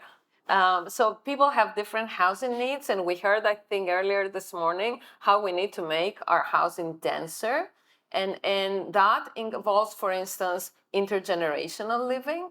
That involves the fact that right now a lot of people who have mortgages through the roof are relying on these newcomers who are temporary, migrants or international students to rent their basements and to rent their bedrooms to keep paying their mortgages. So it's like, it's not, how can I say, as I said, it's 2 and 2 makes 4.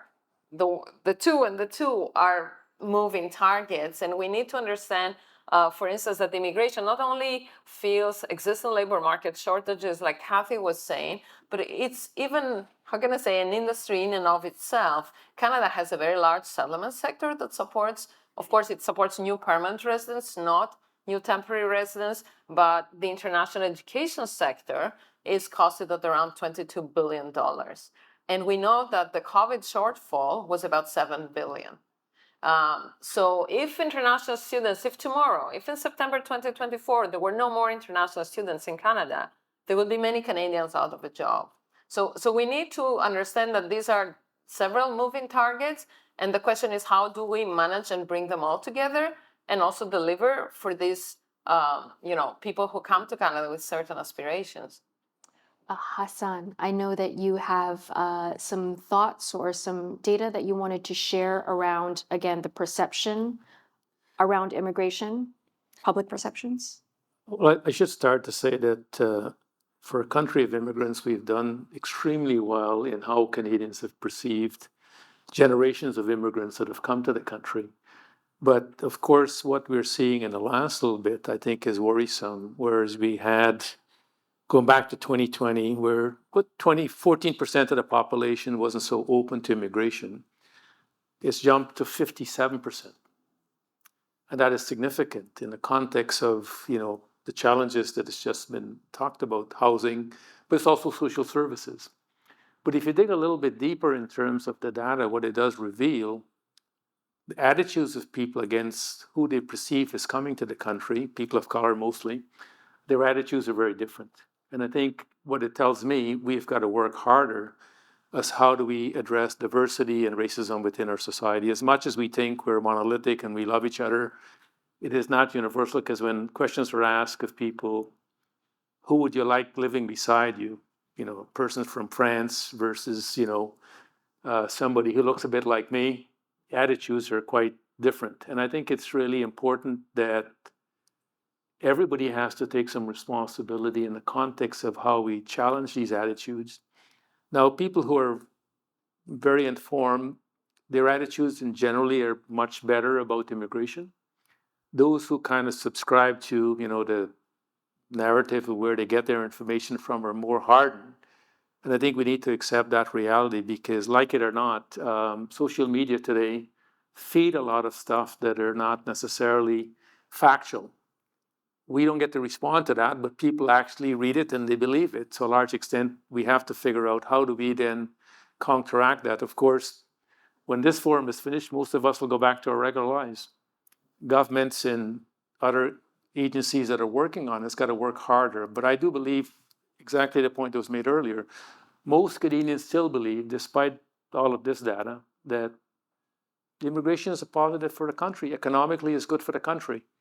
And I think that's a bright note. If we can keep recognizing that reality, how do we continue to build and change attitudes that doesn't become hard? And the second good point is, at the political level, as we watch the debate in Parliament and our provincial legislature, our political parties, for the most part so far, have not weighed into this to be anti-immigrant. And I think that's the good thing. We look at the US, we look at Europe to a large extent. Political voices are very hardened on both sides of this equation. I think Canada, we're still in a good place. I'm hoping it doesn't become that reality that we've seen in the US and other places.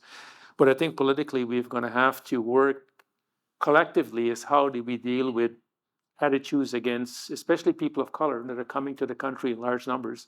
And the last point I would make is around the student and the population. One of the ways to deal with the student contribute an enormous amount of money to the economy. But at the same time, what we have seen happen in some provinces, we need to call it out for what it is. I mean, the province abuse the student population because they're not funding their universities. If we don't fund our universities, you're relying on the student population internationally. They come in to bring the cash. Ontario has the worst funding when you compare it to other provinces across the country. Alberta has better funding for its university than Ontario does. And at the end of the day, if you're not going to fund the university, you're going to have to find another source of how we do that. So I think in that point, my only issue when we sometimes overreach on the student question, the student didn't create a housing crisis. Let's put that in context so we don't blame the student for the problem. My colleague here at Omenvar, a number of us did a small study which we released to highlight this issue to get government to starting to take some actions. I think the minister called out the puppy mills for diplomas in this province and other places. And we need to actually continue to do that because we do need to recognize we've got a very good education system in this country which Canadians benefit enormously, but also those who come here to get a good education, we can pride ourselves. The last point I would make is about the shifting demographics also for an aging population. There's an old saying, I think Yogi Berra said, if you don't know where you're going, you might end up someplace. So here we are, we're much older than we thought we would be. And are we prepared for dealing with that reality? I don't think we are because we don't know how to deal with our aging population. We're going to have to create a whole new care economy that this country is not yet ready for. And more importantly, of course, the system is going to be taxed more so to deal with an aging population. I think there's an opportunity for us to recognize that and how do we get to that place. Now, it got to the place where it's at and it's going to be stable for quite some time. And I think that's a good thing because we have some opportunities now to readjust as how we deal with an aging population at the same time as we continue to build to attract new immigrants to the country. Thank you for that, Murali. Let's bring you into the conversation here. We've already heard now from a few of the other speakers on the panel about shifting views around immigration.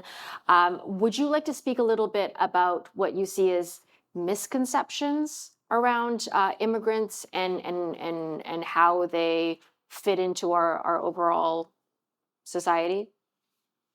Sure, I would love to. First of all, I just want to make sure you can hear me okay. Yeah, okay, wonderful.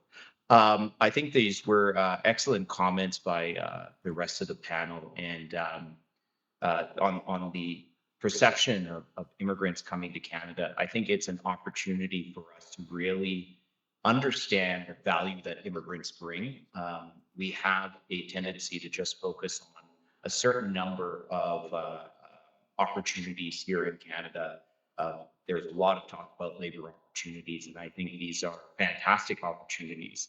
But we also have, concerns in the healthcare industry, talking about foreign credential recognition for physicians, nurses, these professionals that we need. There's a lot of development opportunities here in Canada, and we need the labor to support them, but we also need the expertise and innovation.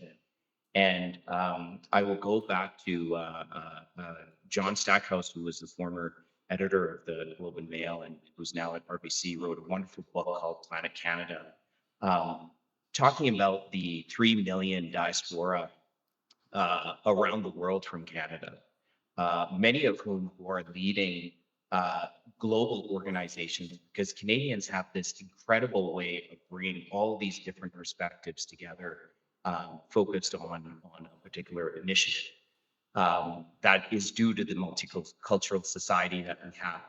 So if we think about that and we leverage our diaspora, our Canadian diaspora, we can really take on opportunities, not just here in Canada, but around the world. And how do you build that diaspora? How do you build that population? Bring in more immigrants that are going to understand what Canada has to offer in terms of this multicultural framework. There's a lot of polarization happening in the world today, and Canadians, this multicultural thinking is the key to that. So the more that we can bring in folks, professionals to support our industries here in Canada and to create nurture them in this multicultural environment, I think that's great not only for us here in Canada but for the world.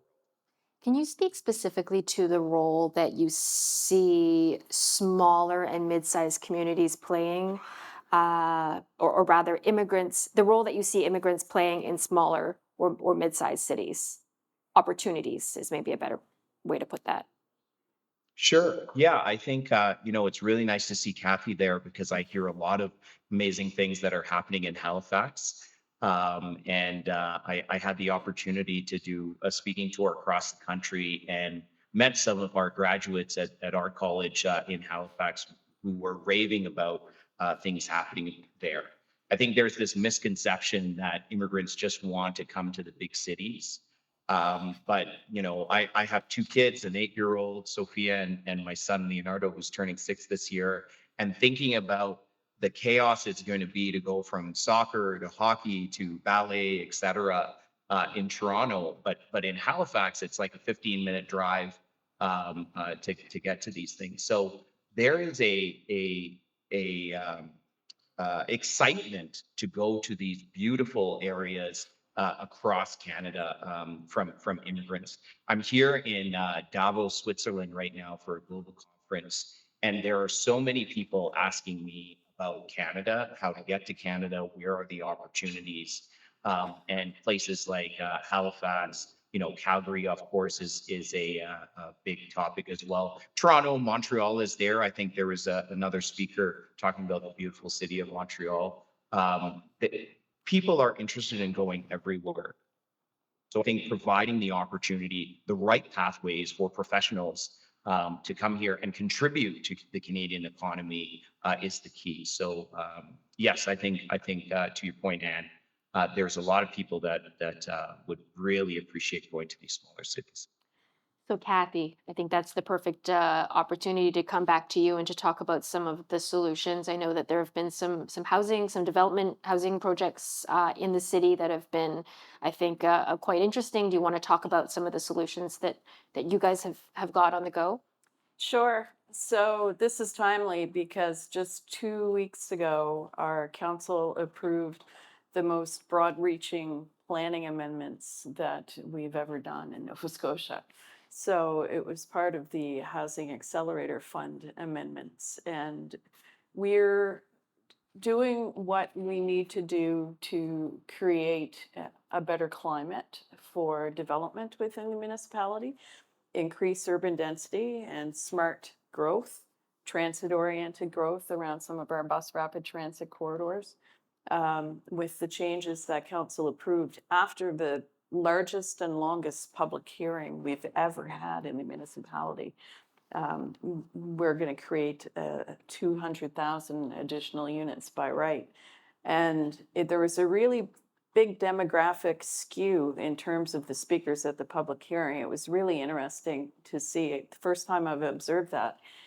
And the people who are coming out speaking in favor are predominantly younger folks in their 20s and 30s, very concerned about the future of the city, their ability to purchase a home, to raise a family.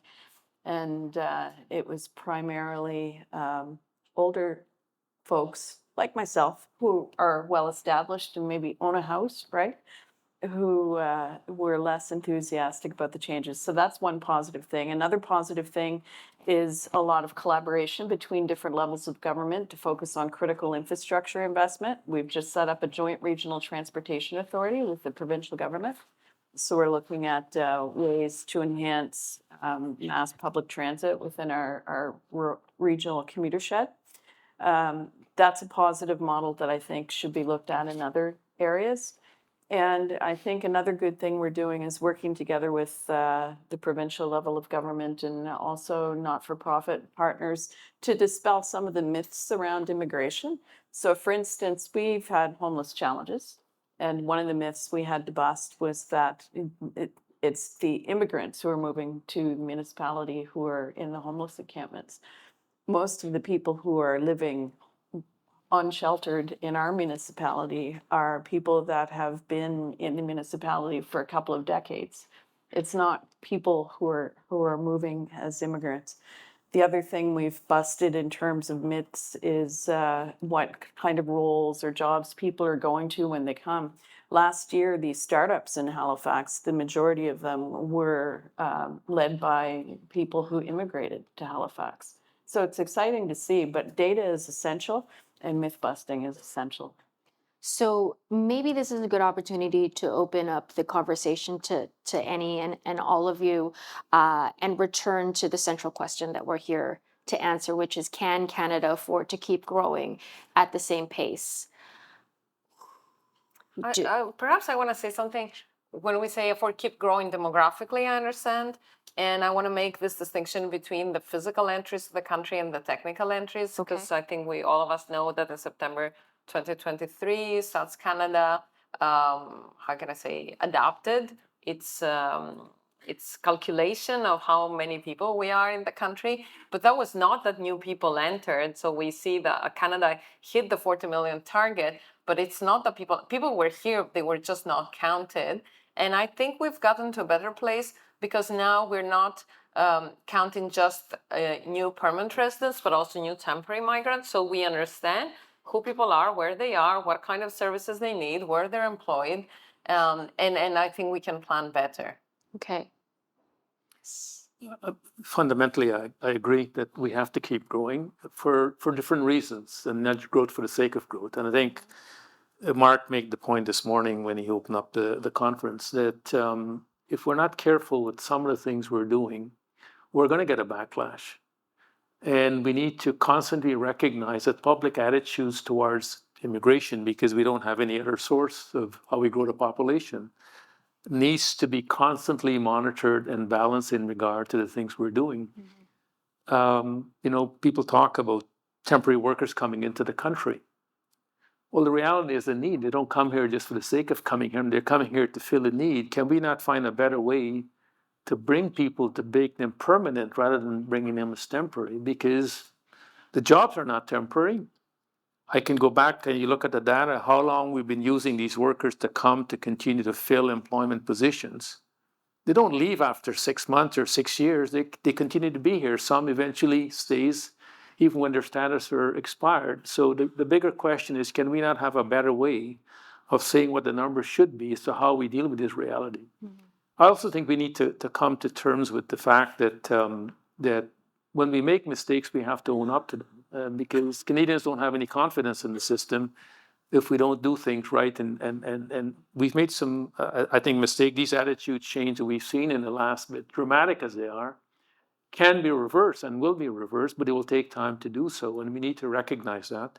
One of the other issues in terms of Canadian attitudes have changed. There's a sense that new immigrants are taking too much of the social service. As we know, there's a crisis around people getting a family doctor.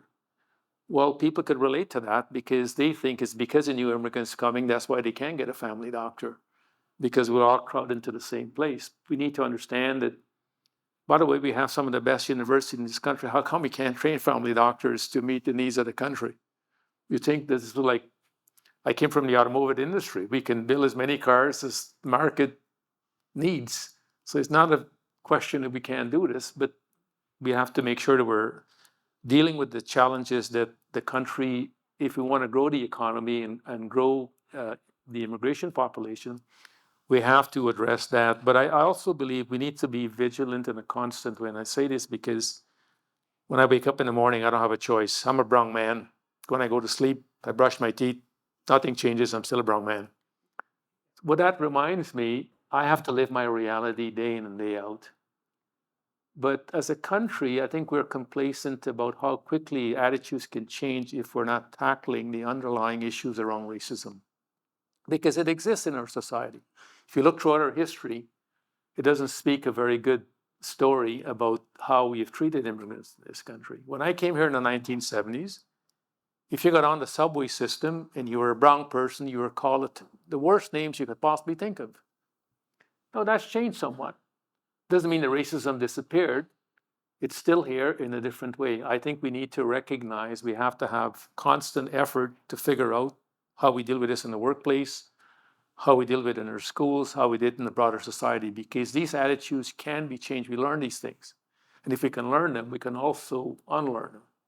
So I think it's really important in the context of growth, we need to recognize fundamentally that we can continue to have growth, but the government is going to have to take the bold responsibilities to how we manage that growth in a way that gives Canadian confidence that these the policy initiative, we don't have a choice because we're not going to have more babies.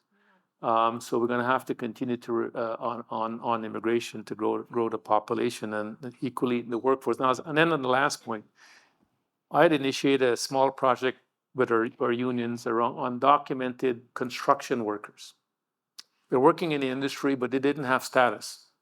So we initiated this project with the government to say, how do we give these workers status? So we took 1,000 workers that would apply. We will screen them. And if they meet the criteria, they've been in the country for a while, they have a steady employment job, the list goes on, they would follow a process to get their status.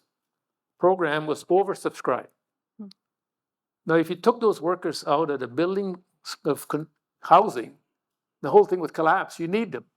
So they're here. Why can't we expand the program to make sure those workers have a permanent status in the country so we can continue building the housing that we need in this country, but equally ensure they're paying their fair share of taxes and build roots in the country like most immigrants have done throughout our history. The government has continued that project, but I think at the same time, we need to figure out a way how we can give some amnesty to those workers because they're currently working in the workforce right now as we're dealing with the housing crisis in this country. Thank you for that context. Kathy or Morali, do either of you want to tackle this one? Kathy has her hand up, so we'll come to you last, Morali. I do want to jump in on this, the question of can we afford to keep growing? We need to keep growing, but I'm going to answer from the perspective of a municipality where we're providing essential public services, transportation network, public transit, water, wastewater, solid waste, police protection, fire protection, emergency management. And I am deeply concerned about whether we can afford to keep growing, because when you look at the benefits of growth and how it accrues, the benefit accrues primarily to the provincial and federal levels of government in terms of the majority of the share of the increased tax revenues. The funding model for municipalities does need to be looked at because we manage about 61% of the country's infrastructure and essential, public services.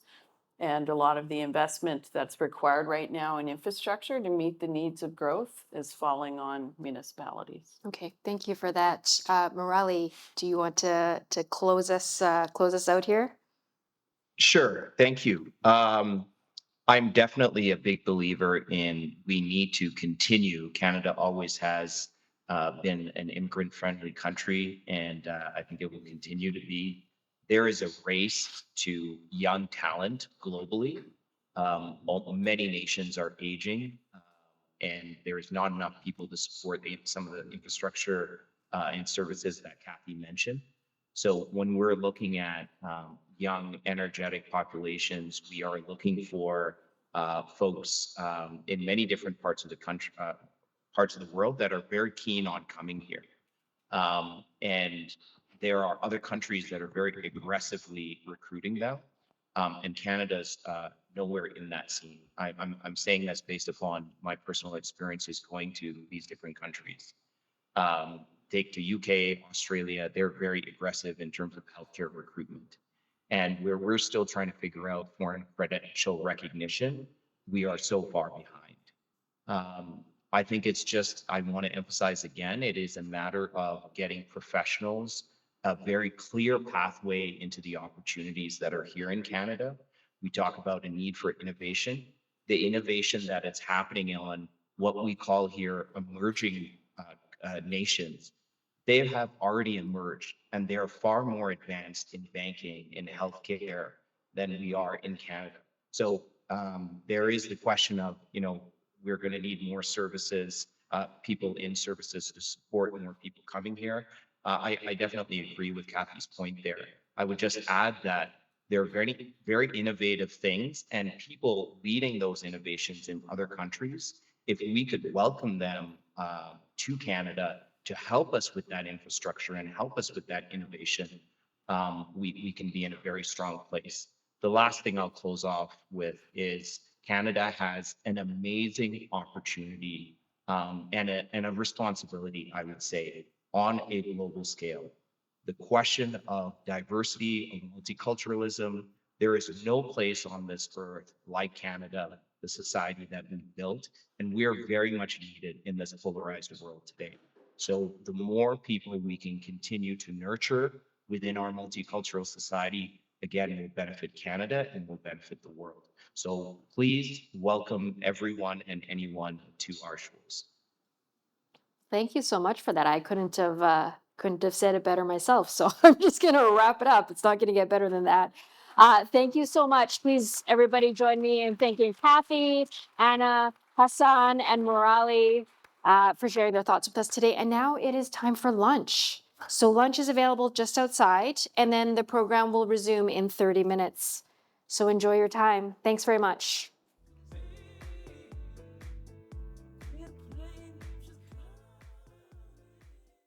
I am Patrina Gentile, and I am a contributor with the Globe and Mail.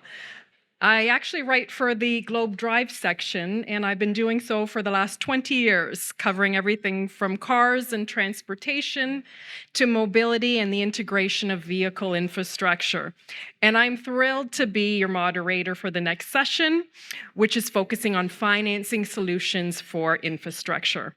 So we had a great morning, very interesting guests, lots of thought-provoking discussion, and we're going to continue this afternoon, and we're going to explore how we can get shovels into the ground faster, find the money, and find the people to build all the housing and infrastructure Canada desperately needs.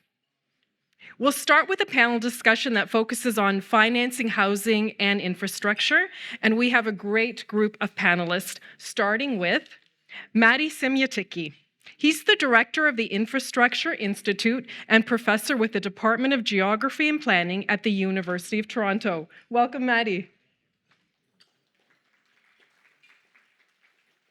Our next guest is Harold Kalla. He is the executive chair of the First Nations Financial Management Board.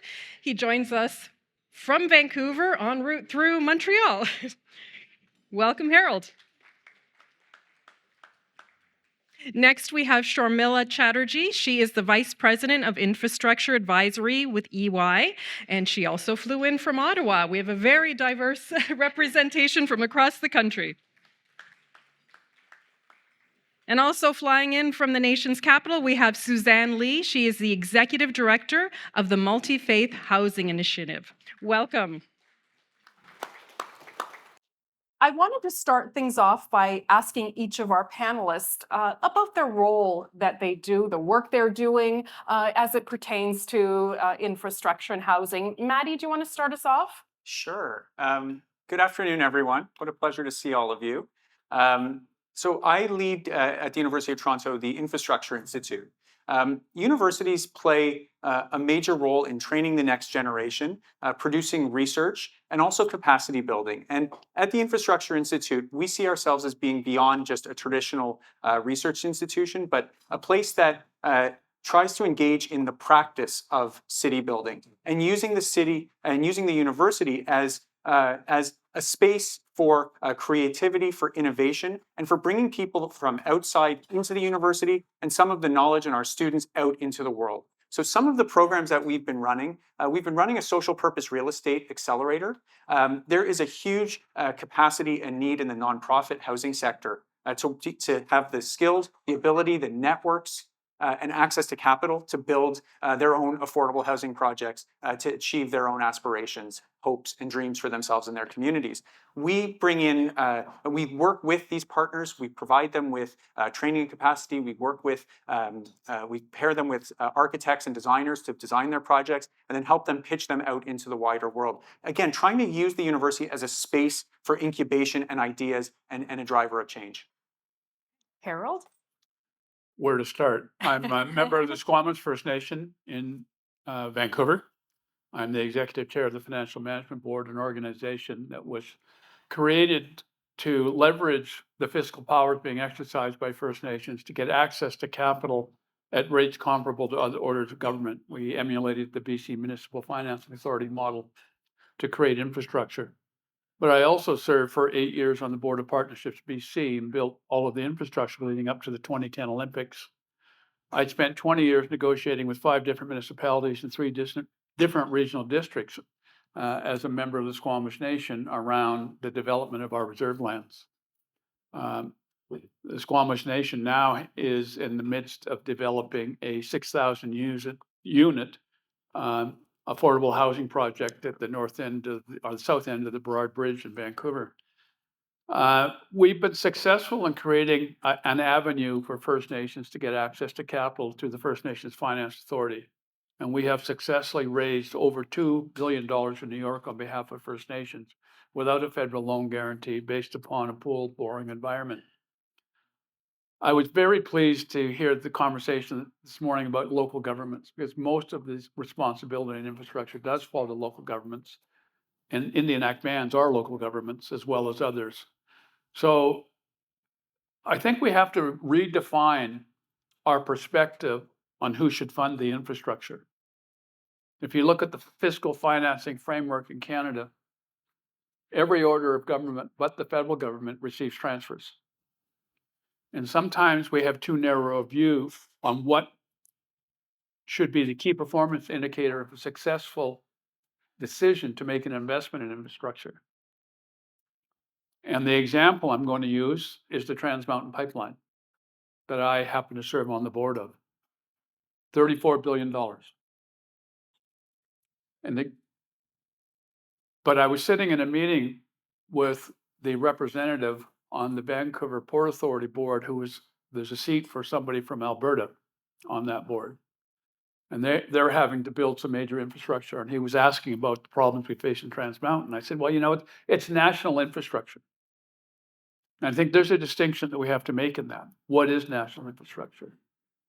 And he banged his hand on the table and said, you're absolutely right. He said, you know what the pipeline is going to mean to the Alberta economy? And I said, no, I don't. He said, $20 billion a year. $5 billion of that is going to be taxed. How many people in this room know that? Everybody's going ballistic about the $34 billion, but what's it relative to? And as I continue to say, what was the measure that said we're going to build a national railway or the St. Lawrence Seaway. So I think we have to look at transportation infrastructure, water and sewer infrastructure in a very different light than just the traditional financing model, which is based upon a government's ability to raise taxes. And I think those are the kinds of things that I think we need to explore in order to bridge the infrastructure gaps that we are all facing. Because the infrastructure in this country is falling apart. We haven't invested in it. And so there are, I say they're not billions, there's trillions of dollars that needs to be spent over the next 20 years. So we've got some ideas. And we'll get into those ideas a little bit later on. I just want to give Sharmila a little chance to explain her role at EY. Thank you. A tough act to follow after Harold. But I'm Sharmila. I'm Vice President at Infrastructure in the Infrastructure Advisory Practice at EY.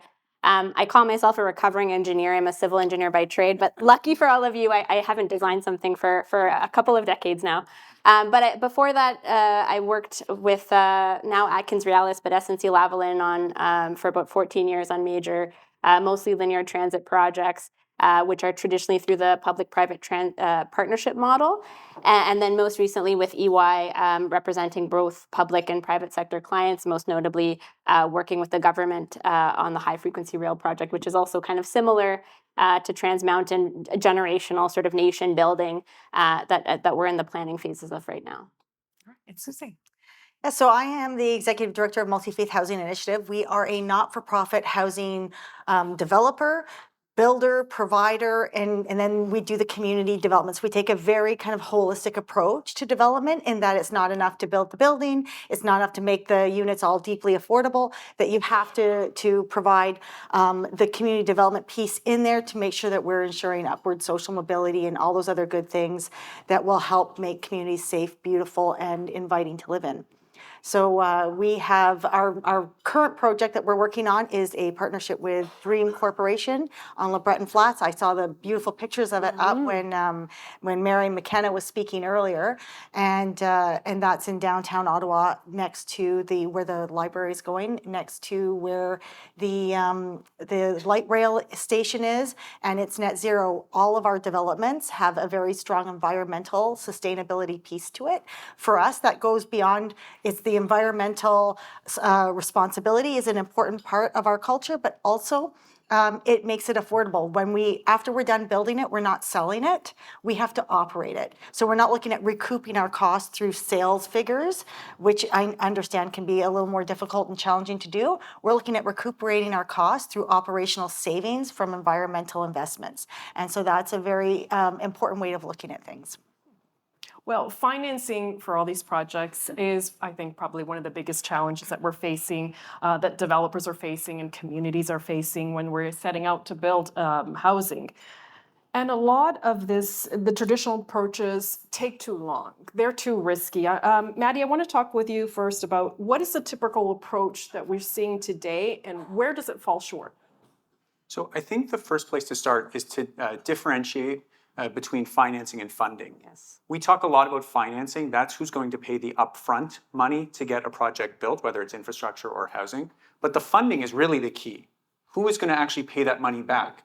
And really, there's only two sources. There's either revenue streams from user fees, whether it's the rents or someone buying the unit, or it's tax money that's subsidizing the project in one way or another. And oftentimes we now have a business model that's essentially broken, kind of imperceptible, and then or sort of slowly and then all at once. The property market shifted.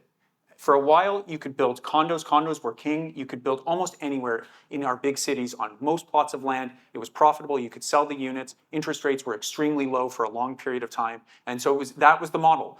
It was plug, play, repeat.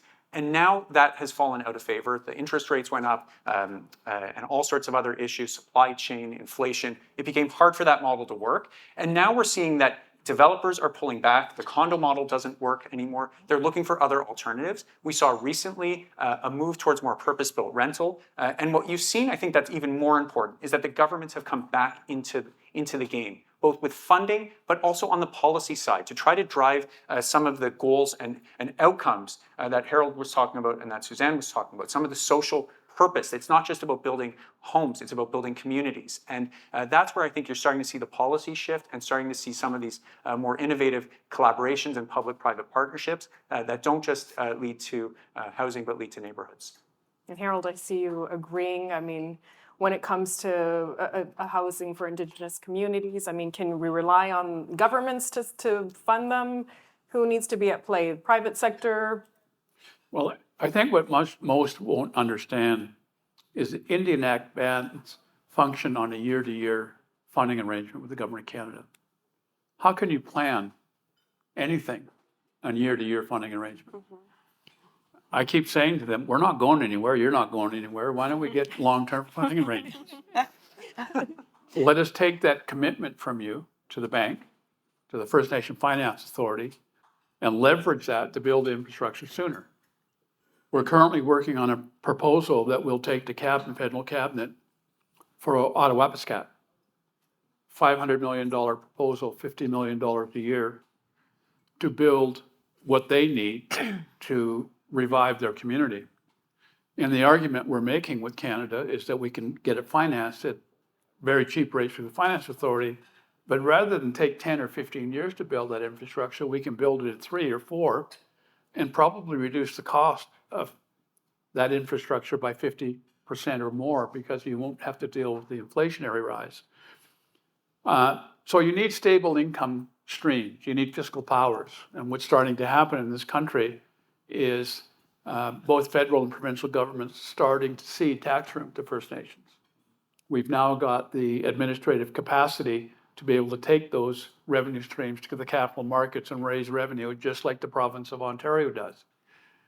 And in fact, through the First Nation Finance Authority, a First Nation anywhere in this country can borrow money at the same rates as the province of Ontario right now because of what we've done. So getting that stability of a revenue source is absolutely critical in these circumstances. Housing for Indigenous communities is a more difficult issue to talk about. There was a time, I was on the board of CMHC in 2008, and everybody was the world was going to come to an end, and we had all this information given to us. They said, don't worry about the interest rates. What you have to worry about is the unemployment rate. If they can't pay for the house because they haven't got a job, things are going to come apart. So when we talk about solving the Indigenous housing crisis, what we have to talk about is building economies. You can't build a successful housing program on the back of shelter allowance and welfare. You need to have an economy. And I think that the focus is now there. Now we need to expand the description of what infrastructure is in working with the federal government to include infrastructure that supports economic development.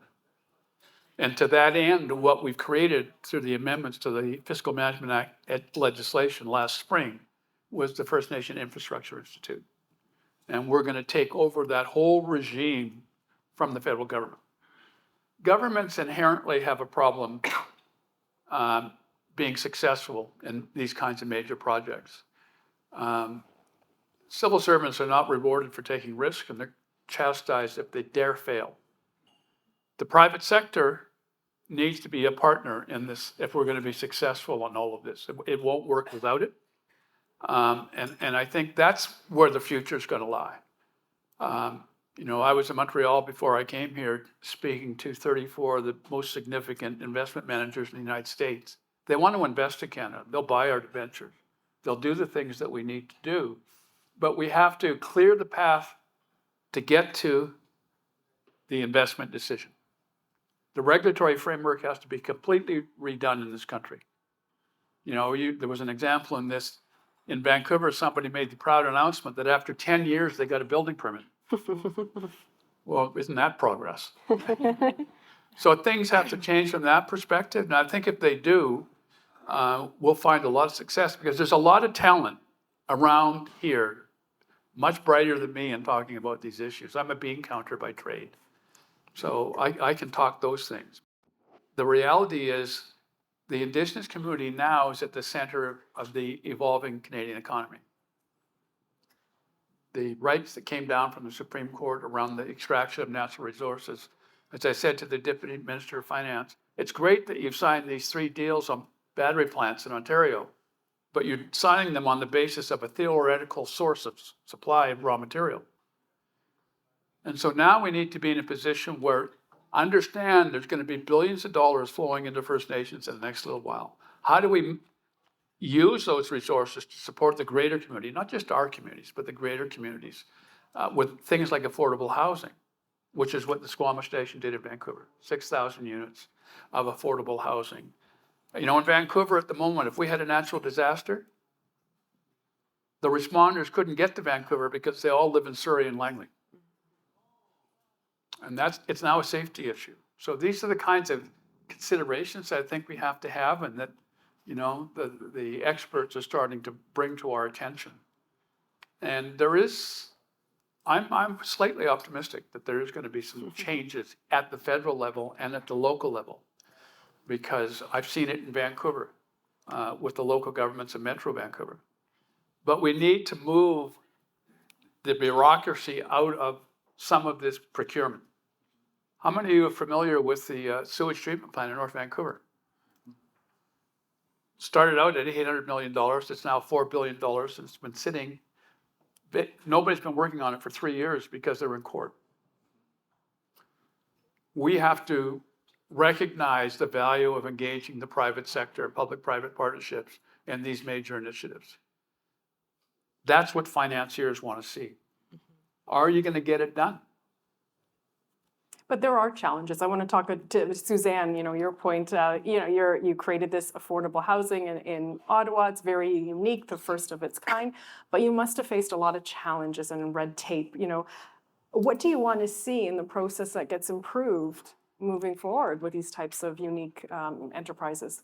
Yeah, so one of our biggest challenges is in creating that capital stack. It's not one source of funds. You're taking your funds from everywhere you can get them. So we're taking them from all three levels of government where we can. We're taking them from the private sector. We're taking them publicly. We are a charity, so we fundraise. We borrow money. You know, there's a loan portion of everything. So you build it together like little bricks to get to where you need to go.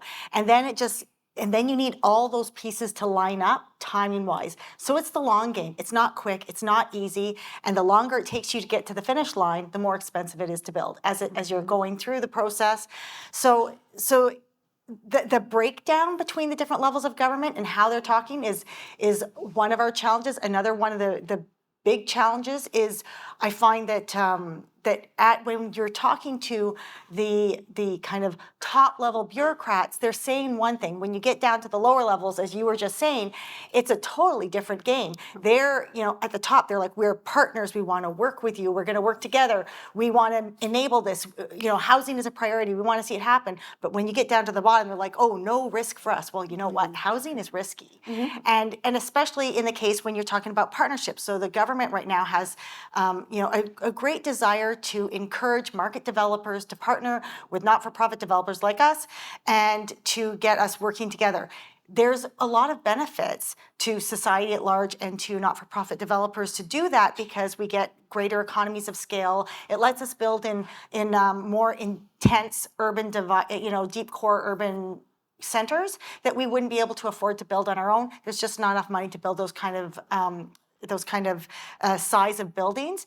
And also it lets us have more integrated communities so that we're not ghettoizing our tenants and we're building beautiful and our tenants are living, there's no poor doors. They're living like everyone else with dignity. And so there's these kind of, you know, great things, but then when we run into all of our red tape, our market developer is being hamstrung by it.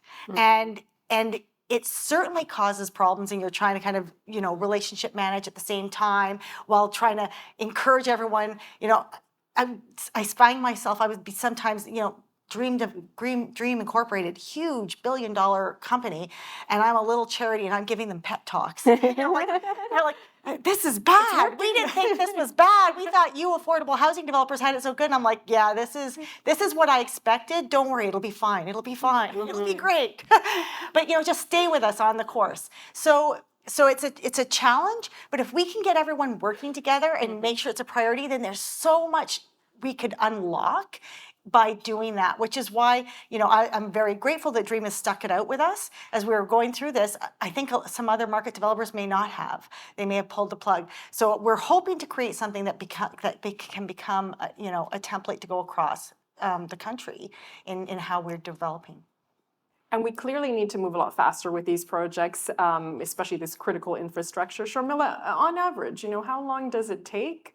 What's the stumbling blocks? Yeah, I mean, I think both Harold, Maddie, and actually Suzanne, everybody sort of alluded to the time it takes to get, between sort of inception and to construction. Start is usually kind of between 5, 7, and now, closer to 10 years. I think the challenge now that projects are becoming more complex. When I started in infrastructure, $300 to $500 million was the norm, which still is a lot, but now projects are generally over $1 billion and usually have a complex technological component, which adds a lot of technological execution complexities. And I think in terms of stumbling blocks, we all sort of know and alluded to permitting and sort of the participation of all levels of government. But something that Maddie said earlier around outcomes. So when I've been on projects, when I first started, I have had meetings with local authorities about the Pantone color of the seats on the train. Like, we should not be using public funds to talk about that. We should be focused, instead of requirements, focusing on outcomes. We want to move, people from A to B in 3 hours or less, and that's something that we really focused on in the earlier stages of high frequency rail, is how do we focus on outcomes? And then that allows the private sector to come up with innovative solutions to answer to the outcomes rather than the requirements. So I think authorities are looking now, they're shifting away from kind of being sort of analysis paralysis and trying to get the private sector in earlier. Maddie, I see you agree. I want to pick up on this idea of partnership, because I think for a long time in the infrastructure and city building space, we spoke about partnership. Canada has a long history and track record of public-private partnerships. And I think if you scratch below the surface even a little bit, what you see is that was actually public-private contract. That really, the idea that this was a true partnership was sorely missing. It was really a way of transferring risk. And that risk, when they materialized, everyone retreated to their corners and went to their lawyers very quickly. I think what we're starting to see now, through some of the more complicated mixed-use types of projects in housing and some of the large civil infrastructure projects like high-frequency rail and some of the others, is we're now starting to think about collaboration in a true sense of that term.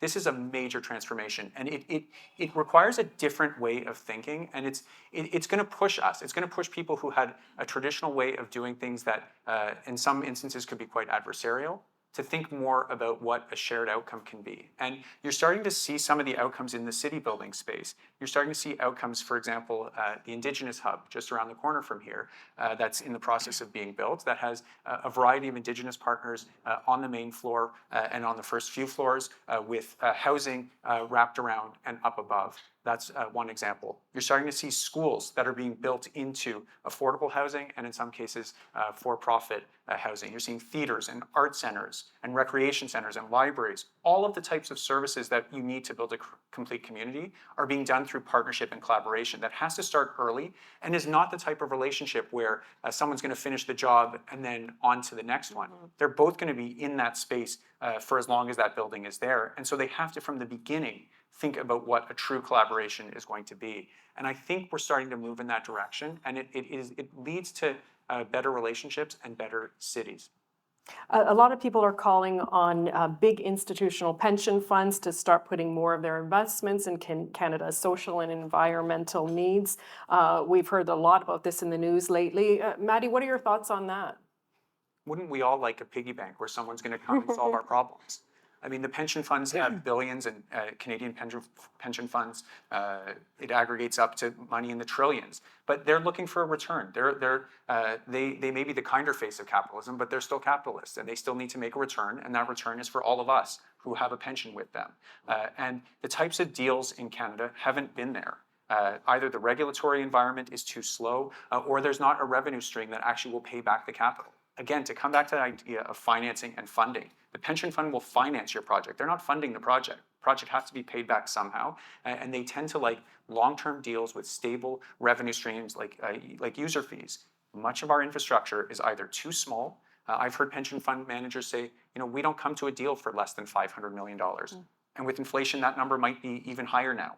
So we're going to have to think differently if we want to attract that capital to invest in Canada. We're going to have to think about the regulatory environment and how you move projects much quicker, but then also the scale of the deals. Maybe we start bundling sites together so that we're not doing housing projects one by one, but thinking at scale, like what the Squamish are doing and others, so that you can get to the scale and partner with a pension fund. But they are not going to bail us out of the hole that we're in. We're going to have to think about that much more collaboratively and how we pay for infrastructure ultimately.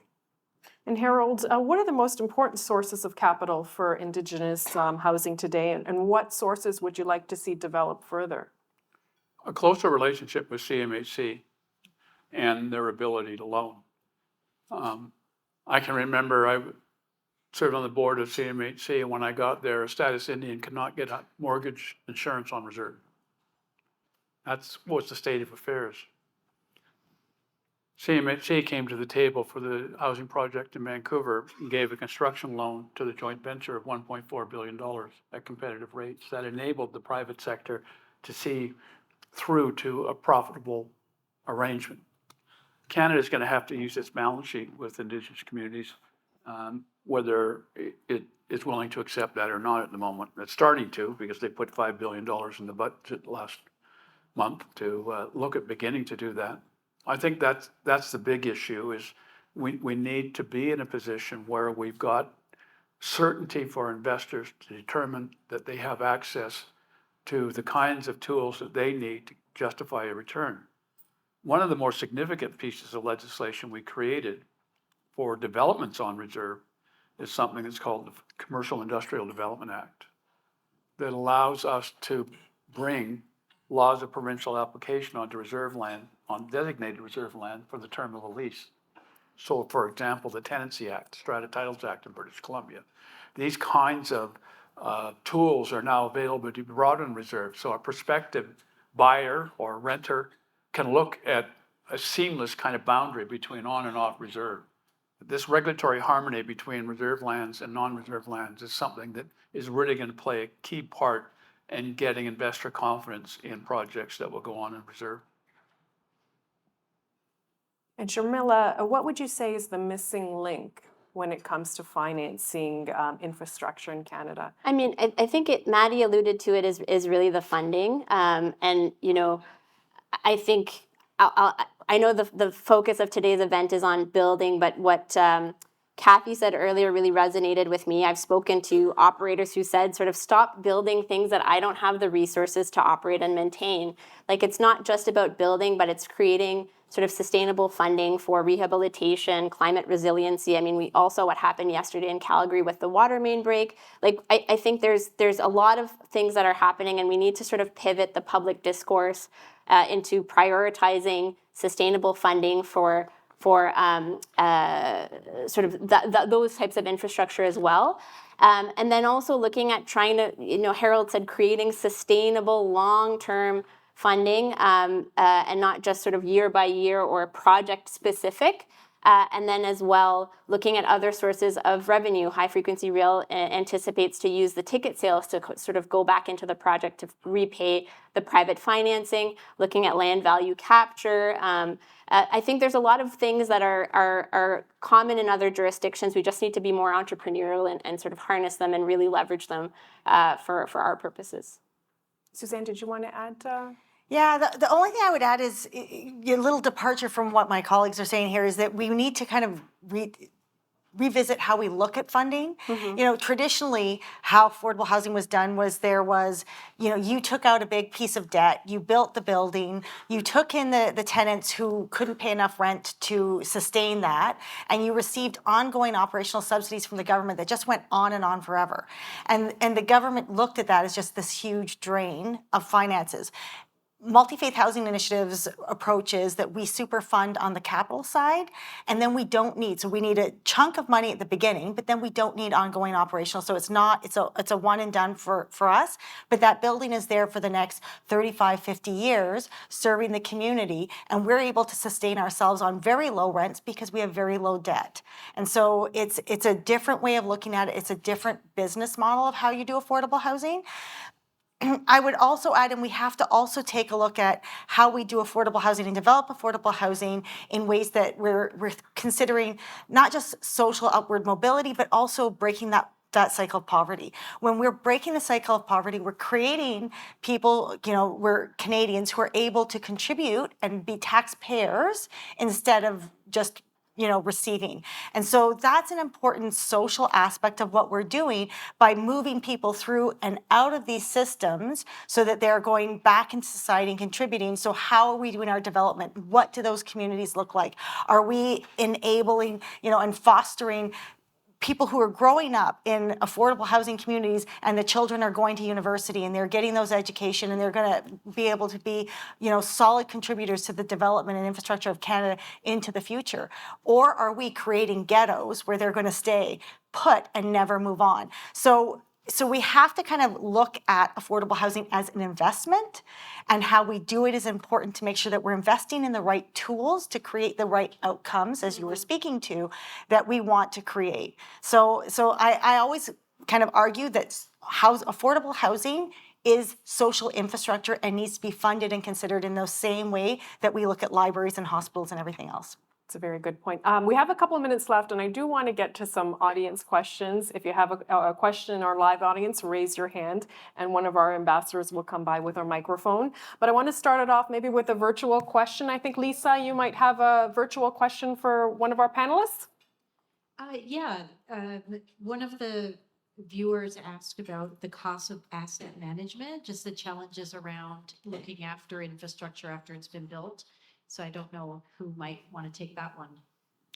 So I can start with that, but when you're building or when you're doing your capital budget, when you're doing your operational budget, you are actually building in asset management into it. So you keep a capital replacement reserve. And right now, I would argue that, so our agreements, our funding agreements tend to cap how much money you can put aside, or specify it, and those caps are quite low. So we do want to be increasing that so that we're making sure that we're putting enough money aside that we can maintain our asset. Again, you're super funding at the capital side, at the build side, so that you can sustain that project on the operational side indefinitely. Sustaining includes keeping those capital reserves set aside so that you can invest and recognize the investment as the asset ages.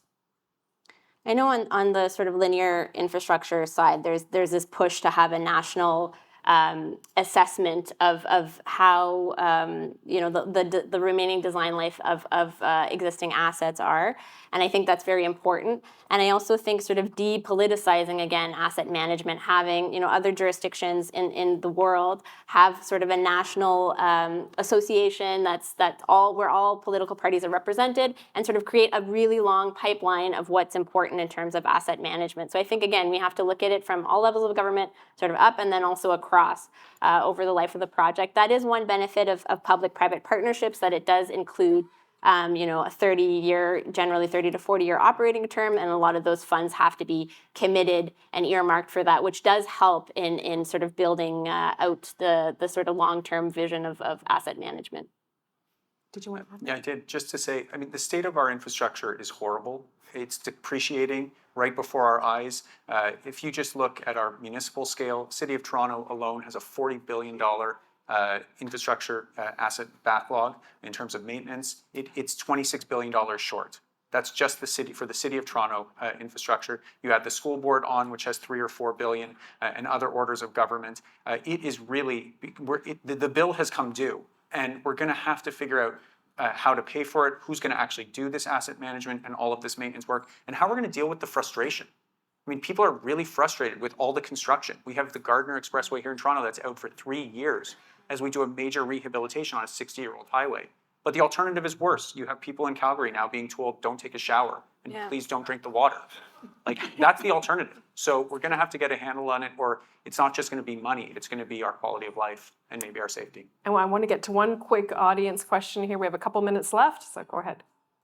This question could be posed generically to previous panels, but I'm going to allow you to respond to it. The issues are highly complex, convoluted, and our political publics, in my opinion, are incapable of addressing in a systemic, prescriptive manner. Axe the tax, affordable housing, does not mean very much. How can the political publics aggregate? And also concomitant, we also need to have what I call active civic citizens to pose the question, because politicians have only one goal: to be elected and then to be re-elected. And an election, as Mencken said many decades ago, an election is an auction of stolen goods. Promises, promises, promises, rhetoric meaning absolutely nothing. Thank you. Harold, go ahead. You have to have a presence in front of them. I've been going to Ottawa since 1987, and I quickly realized I could do one of two things in going to Ottawa. I could be liked or I could be feared. And I quickly realized that them liking me wasn't going to get me anywhere. And so there are consequences now. There isn't a door in Ottawa I can't get into today, from the Privy Council to the PMO to the Finance to Justice, anywhere. But it's taken me 20 years to get there. And it's because we now have more than 60% of the First Nations in the country part of what we do. So I have critical mass now when I speak. And I think that that's the reality. You have to find the vehicle where you have a continued presence in the provincial, local, and federal level. And it's not with your local MP or your MLA. It is with the central agencies in Ottawa, the deputy ministers, and the politicians themselves. I've been going to Ottawa so often, I'm now starting to realize it's time to leave because I'm being recognized when I walk down the streets. Or if I go into the restaurant, she says, well, that would be the usual. But you have to do that. Somebody has to do it. And I think that's the only way that you're going to be on their minds. There's going to be a consequence. And it doesn't matter who, whether it's liberals, conservatives, whoever, they know that the Indigenous file that they're going to have to deal with is going to have to run through the Fiscal Management Act institutions. Now, municipalities have to do the same thing. Now, that means, and you raised a good point, you have to get together. You have to agree on things. The last thing I'll say is that I'm going to a crucifixion next week because I'm on the board of BC Ferries and we're going up the coast to talk about ferry service, which they're not going to get anymore. Okay. So it's not always rosy to go and do those things. Unfortunately, we're going to have to leave it there. We're out of time. But please join me in thanking our panelists. They were great. Maddie, Harold, Carmela, and Suzanne. Thank you for being here today. And now I would like to recognize Future Skills Center for its support of today's event. On that note, please welcome to the stage Noel Baldwin, Interim Executive Director of Future Skills Center. My name is Noel Baldwin, and I'm the Executive Director of Future Skills Center. It's a real pleasure to be with you this afternoon for these important conversations. A quick word about us. For the last 5 years, the Future Skills Center has been in communities across the country with employers and labor groups, educational institutions, governments, and community-based organizations to test solutions to some of the biggest challenges we face and create the rigorous evidence needed to support policymakers and sector leaders to think clearly about the future skills and workforce that we need. We've been investing in partnerships to try to do things a little bit differently. And as a result, those investments are leading to impacts through more than 150 pilot projects, coast to coast to coast. I'm really excited to introduce the next panel because we know that nearly every major challenge that Canada is facing needs more qualified, highly skilled tradespeople. From housing, which we're talking about extensively today, to renewing vital infrastructure in areas like health, to meeting net zero goals. They all depend on the construction industry, and we need a bigger pipeline of skilled tradespeople to meet them. Since 2019, we've been working with SkillPlan, Canada's building trades union, and their provincial counterparts to develop a first-of-its-kind, demand-driven national digital recruitment and training system to tackle labor and skill shortages in the construction industry and attract a new and diverse group of apprentices into the trades. We're thrilled that to date more than 20,000 skilled tradespeople are being served by the system, and hundreds of instructors and training organizations are using it for recruitment and training. The building trades are embracing and using technology to build tools, training, and provide supports to new skilled tradespeople to ensure that everyone can seize the opportunities from innovation. It's sharing the wealth. I want to talk about two other things, though. We've heard a lot today about the lack of alignment and coordination between levels of government, but I want to underline the collaboration in that project between a national organization and their 10 provincial counterparts in that work. This work started in BC, and it would have been very easy to keep developing it there and there alone. But we're better off for this collaboration, and there's a big and important role for intermediary groups to help chip away at the coordination challenge that we're always going to face in a country that's so big, and especially when our various governments are having a hard time getting on the same page. Finally, the longer we do our work with partners all across the country, the more we see over and over again that the solutions we need to test and evaluate to see what works and for whom have to come from the ground up. Connecting to the communities where both the impacts and the opportunities show themselves most tangibly brings together the people who know best how to get things done on the ground. Big national or provincial objectives can help to point us in the right direction. The work will get done in communities. To wrap up, I want to thank the Century Initiative and the Globe and Mail for having us here today and making workforce development solutions and skills a central part of the discussion about housing.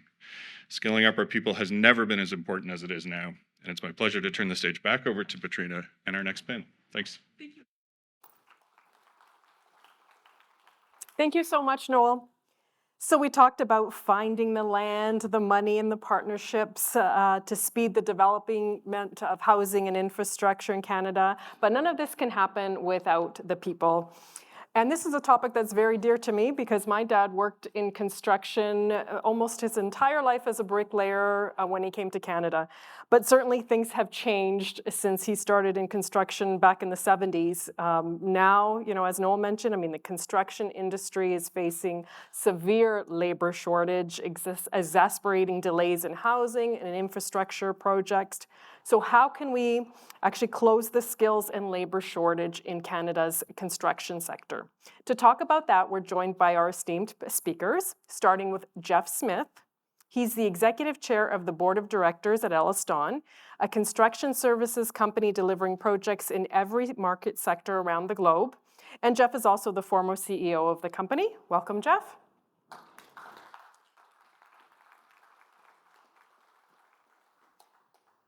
And also joining us is Mike York.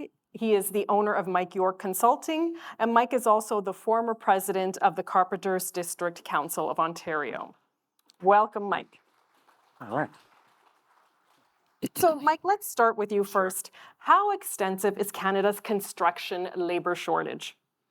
Well, first of all, Patrina, thank you very much, and thanks to the Globe and the Century Initiative to be here and discussing with people on very important issues facing our country, our city, and our province.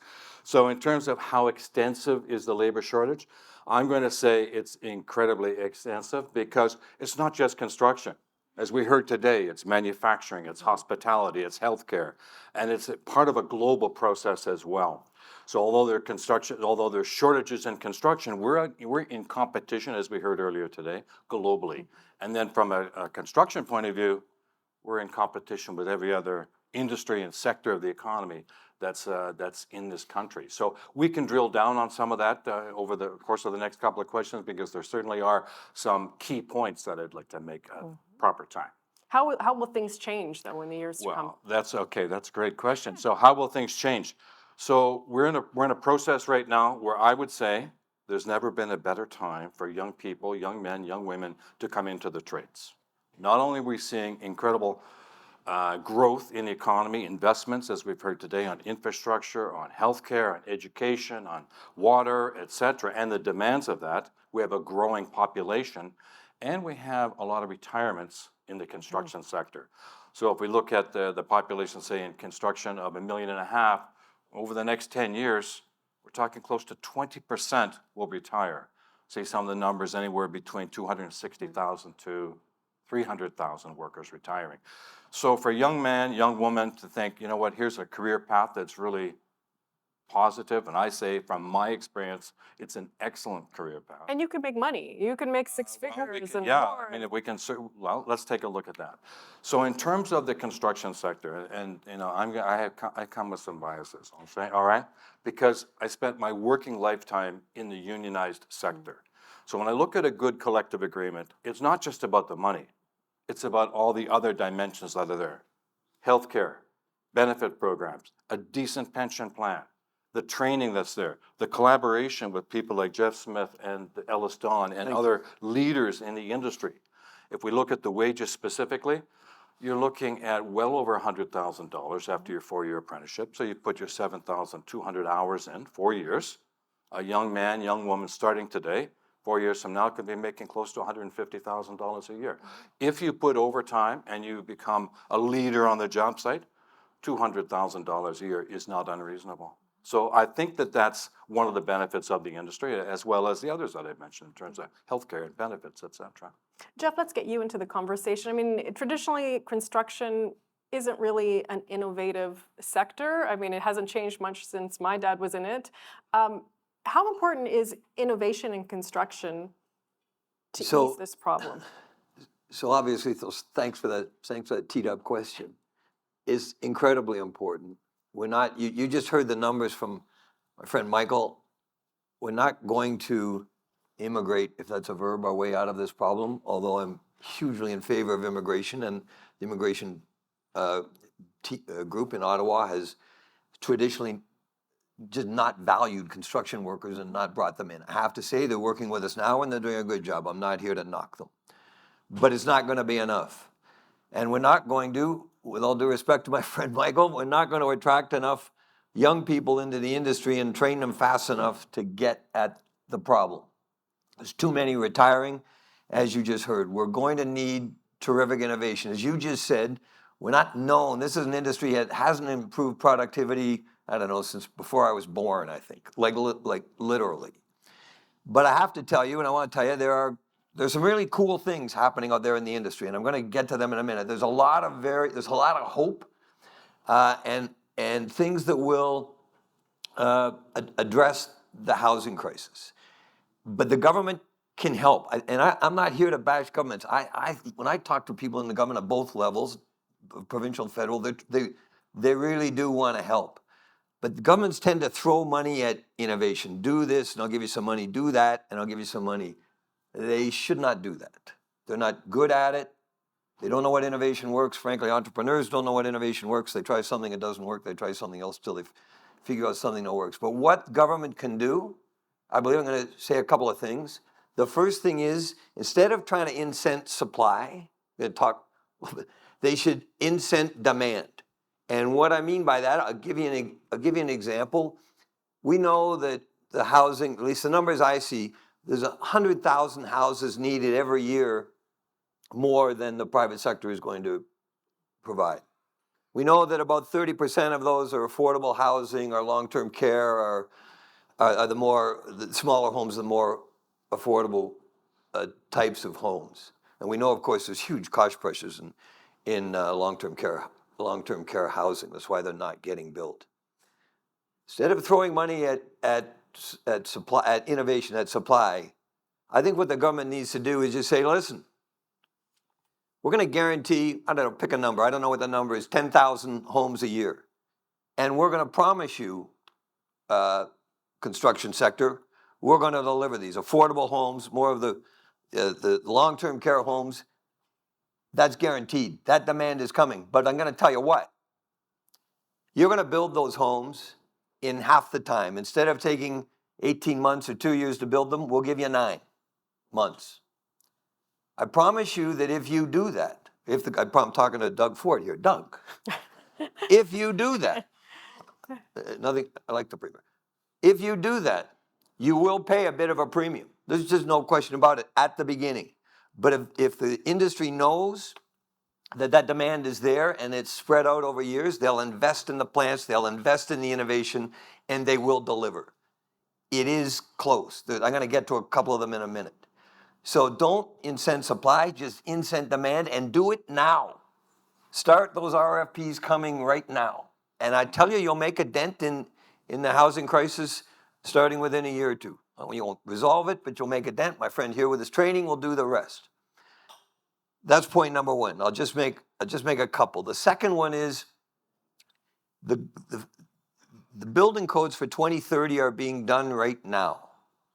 The problem is, and we're working with the people in Ottawa. Building codes actually come from Ottawa. I didn't know that a couple of years ago. We're working with them right now, smart people doing a great job. And I certainly don't want to piss them off by saying bad things about them. But they're doing it, the 2030 building code, based on 2024 science, based on 2024 technology. And things are changing so fast. And new products are coming up so quickly that what we know now will be out of date by 2027, let alone 2030. What they need to do, in my humble opinion, is give us a performance-based building code. This is what you'll do. This is how the building will perform. Don't tell us how to build it. Tell us how it needs to perform. Not making this up. They're doing it in New Zealand, Ireland, and Norway, I think. Like, this is being done out there. And again, I'm telling you, industry will come across. So let me give you just a couple of examples. I'm almost done. Of innovations that have happened. Out of the US, just recently, they've come up with basically carbon-free cement. I don't want to bore you with construction, but if you know anything about construction, we're a huge carbon offender. Huge. 30% of the carbon emissions come from our industry, building and built environment. The two big offenders are concrete and steel, because so much heat is needed. Boom. All of it. I didn't know this a month ago. There is carbon-free cement coming out of the States. If you'd have said, well, I'm going to put in the building code in 2030, if you'd have said this a year ago, carbon-free cement, carbon-free concrete, well, there would have been great wailing and gnashing of teeth. But here it is.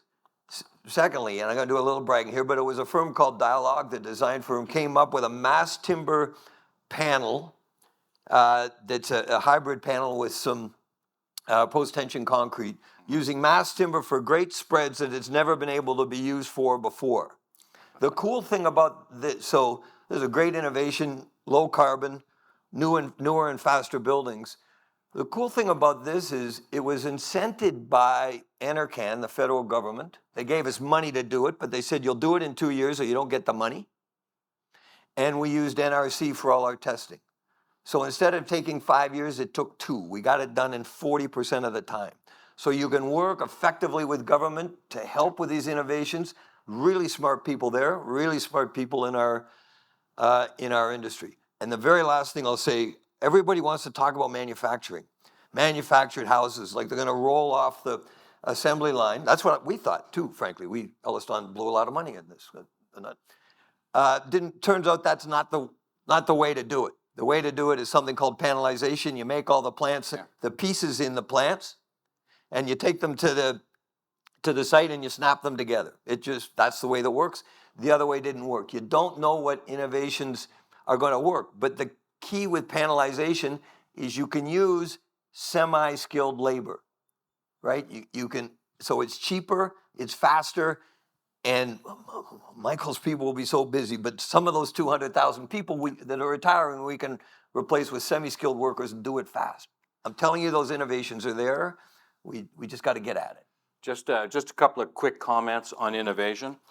There are great benchmarks around the world. If I look at Sweden, we had a speaker in at the training center a couple of months ago, Lars Henriksen, speaking about what's happening in Sweden. Over 90% of the homes there are built with some form of either modularization or panelization. So that's a pretty high benchmark.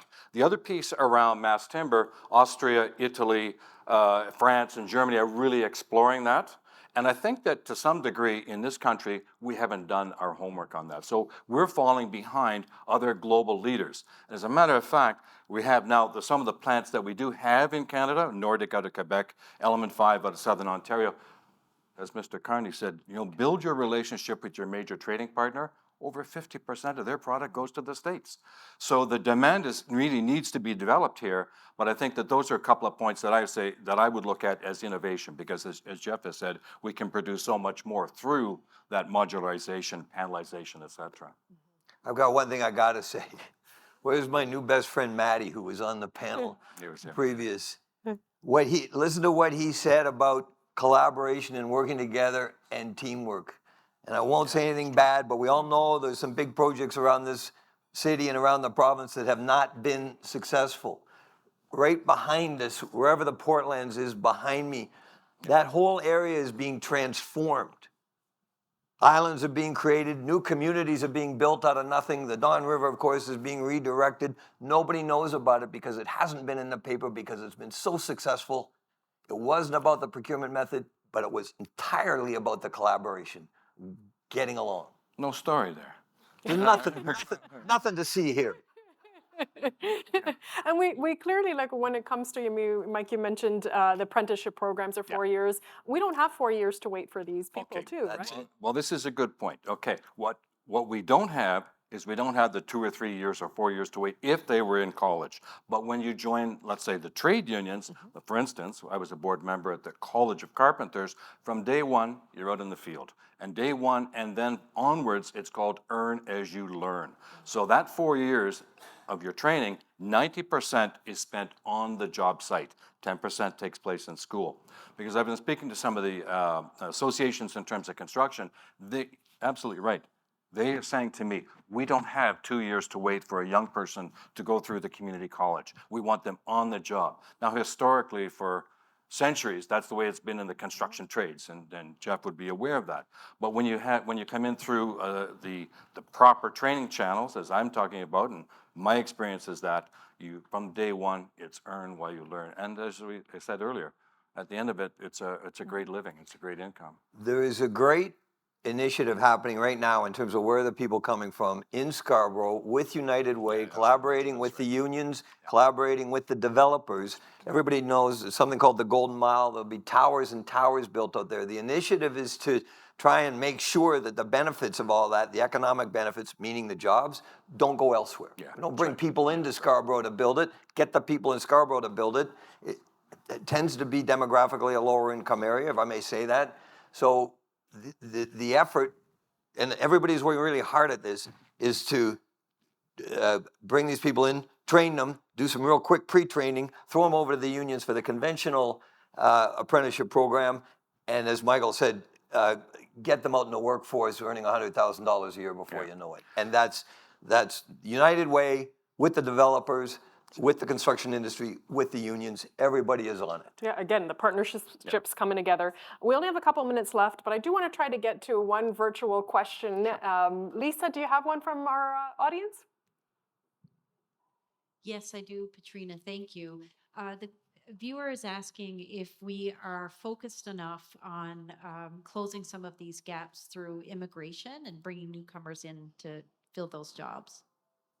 Are we focused enough on immigration? Immigration, yeah, bringing in those immigrants to fill those So jobs. there's a couple of points to that. So, with the context of immigration, I think what we do need to refocus and prioritize skills that already exist with new immigrants. So currently, I think we're looking at about 2% would be skilled in the let's say in the skilled trades, the construction sector. We need to have that increased. The second piece to that, which I wanted to highlight, I want to go back to Jeff's discussion on United Way. There are best practices out there in the industry. And in terms of bringing youth in terms of bringing Indigenous youth in, newcomer Canadians. Women in the trades. So some of that might be, some examples in the Toronto context would be hammerheads for youth. The craft program that the carpenters had implemented with Daniel's group at the renovation, revitalization of Regent Park. These are great benchmarks that are out there. The Toronto Community Benefits Network. So that is exactly the kind of the base that they want to go to. Women, new Canadians, Indigenous youth, youth in general in the communities. So if we can have some of those benchmarks that are out there, and Jeff as well was a leader on Eglinton Crosstown, where there was a community benefits program put into place. And it's one of the successes of the... Absolutely. So look, there was one. In our industry, there are leaders and there are followers. Ellis Don, the Daniels Group, and others are among the leadership group. And others follow along. But you need to have collaboration and partnership to put that into place. If it wasn't for the partnership that the unions have with Ellis Don and Daniels, there'd be nothing out there. So now we've got a benchmark that's set high. And as a matter of fact, when we establish those benchmarks, then we go to City Council. We talk to the councillors, talk to the mayor. A couple of years ago, John would know the exact date, Mayor Tory and the councillors put into place a community benefits program for all City of Toronto projects. Now what we want to do is we need to say, let's take that to a higher level, the province, the feds, see what we can do in terms of integrating young people, new Canadians, Indigenous, returning soldiers into an incredible industry. So we have that potential, but it takes a lot of hard work to get there. Let me say one thing about immigration quickly, and I'm watching the clock. If you go back a year ago, even 2 years ago, and you looked at where the two areas, healthcare and construction, where the most need was demonstrated for immigrants, we were the two bringing in, where the federal government was bringing in the fewest. If you go now, we've worked directly with the federal government. They've been very responsive. Because Australia was taking them all from places because they could get approvals in 6 weeks. We were taking 6 months. The federal government responded, does security checks immediately, and we brought in, Ellis Don has brought in 100 salaried workers over the last year, and we'll multiply that. So they are working with us. I want to say that positive thing. Well, that's a nice way to leave it. That was great. I know we could have gone a lot longer. And 58 seconds. Come on. That's your applause that you get. So please join us in thanking Mike and Jeff for being here today. Thank you. Okay. In a few minutes, we'll enjoy a networking reception just outside. But first, to tie the day together, I would like to call up to the stage Goldie Hyder. He's the president and CEO of the Business Council of Canada. Thank you so much, Patrina. I don't know about you, but throughout the course of the day, I was watching the weather behind us. And I thought it was rather ominous in many ways when you think about it, right? The dark clouds moved in, it poured like you wouldn't believe, and some of the topics we were discussing were contentious and they were important. And then, of course, as you've seen over the course of the day, it cleared up and the sun shone again. And I think it's emblematic and symbolic of what we're going through on this issue and more broadly on what we're going through in the country and some of the issues that we're facing. So I want to thank the Globe and Mail and Lisa Lalonde over at Century Initiative for bringing us together to have an honest discussion, albeit on a Friday afternoon. It's important that we have these conversations, and I'm grateful for the speakers that came, both virtually and here in person, for your wisdom and your content. But most importantly, we're grateful to you, because the world in which we're living in today is one in where you and your views and your participation matters perhaps more than it ever has before, because we're in an era where, as has been said very publicly these days, our politicians follow what the public wants from them. Well, we are the public, and it's very important that we articulate what it is that we're looking from them. In the course of my work, I often refer to the seriousness of the moment, the seriousness of the times in which we live. These are serious times, and the issues that we're discussing are serious. But if there's one thing I draw hope from, and I do from the discussions that we've had here today, it's that we can do something about it. This is something we can do. And Canadians have a history of problem solving. We have a history of building things. We have a history of ambition. The nation itself is one that came together from an ambition, the idea that we could live as Canadians and be democratic and multicultural and free, and to do so in a disparate country and as the biggest country as Canada. So we have a history of doing this, but we can't rest on that history. And that's part of the message I'm taking from our panels and others today. The number of times people referred to modernization, that what got us here isn't going to get us there necessarily. But we are a society that's innovative. We are a society that is full of leaders in all walks of life, as we've seen from our panels today. We are an innovative society that leads. When you think of some of the innovations that Canadians have done that have transformed society globally, there's no reason we can't do that again. But I do think one of the themes that came out from many of our panels today, I think it was Marianne and others who talked about, we need to think differently. We need to challenge ourselves to think differently. And it's forums like this. And by the way, there's not groupthink around this room. I don't know how many of you walked around and talked to other people. There isn't everybody saying the same thing. And that's good. We should have that diversity of opinion. We should challenge each other respectfully, thoughtfully, fact-based. You're entitled to your own opinion, but you are not entitled to your own facts. And it's critically important that, as Mark did right off the top in his remarks, those facts we can't run from. We are going to have to deal with our demographics. It's real. It's not something that anybody made up. And so I'm encouraged because I'm in the space of advocacy and public policy. And let me tell you, if there's one thing that is standing in the way of Canada really being successful, it's us. We're in our own way when it comes to our regulations, when it comes to our public policy, when it comes to the state of our federation and the debates that we have. And much of that you heard in the course of our panels today. But that also means we can get out of our own way. It means we can do something about it. And as Mark Carney said, it does require a plan. We have to have a plan. And then you got to implement the plan. The plans are no good if we don't execute them and if we don't implement them. And they have to be done collaboratively and in partnership, and in particular with our Indigenous communities. The chance to really change the trajectory of this country, as Harry and others referenced in our panels, is driven by the partnerships and collaborations that we can have with our Indigenous people. So my last message to you is simply this, two things. One is, we're a culture of comfort and complacency. We tell ourselves that we're doing better than somebody else and it makes us feel good. But you know what? That's not good enough. There's a tremendous urgency for my kids and your kids and their kids to really build the Canada for the future. The next 150 plus years. We have to think about it that way. We in this room are responsible for actually being the first generation to not pass on a society better than we found it. Shame on us. Shame on us. But it's not necessary to leave it that way. There's still time to do some of the things that our panels talked about today. It takes leadership, it takes action, and I really think it takes an emphasis on urgency, that time is not our friend. We need to do more, sooner, and faster. And you know who needs to do it? You do. That's the thing I want to leave you with is, if not you, who? Who are we going to be looking for to help us out of this mess?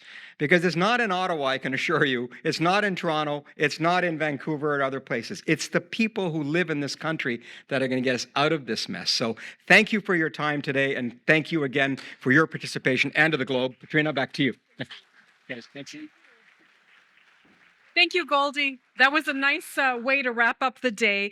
Again, I'd like to thank our sponsors today, our main partner, Century Initiative, Future Skills Center as our gold sponsor, and Leona OPDC and SVN Architects and Planners as our brand sponsors.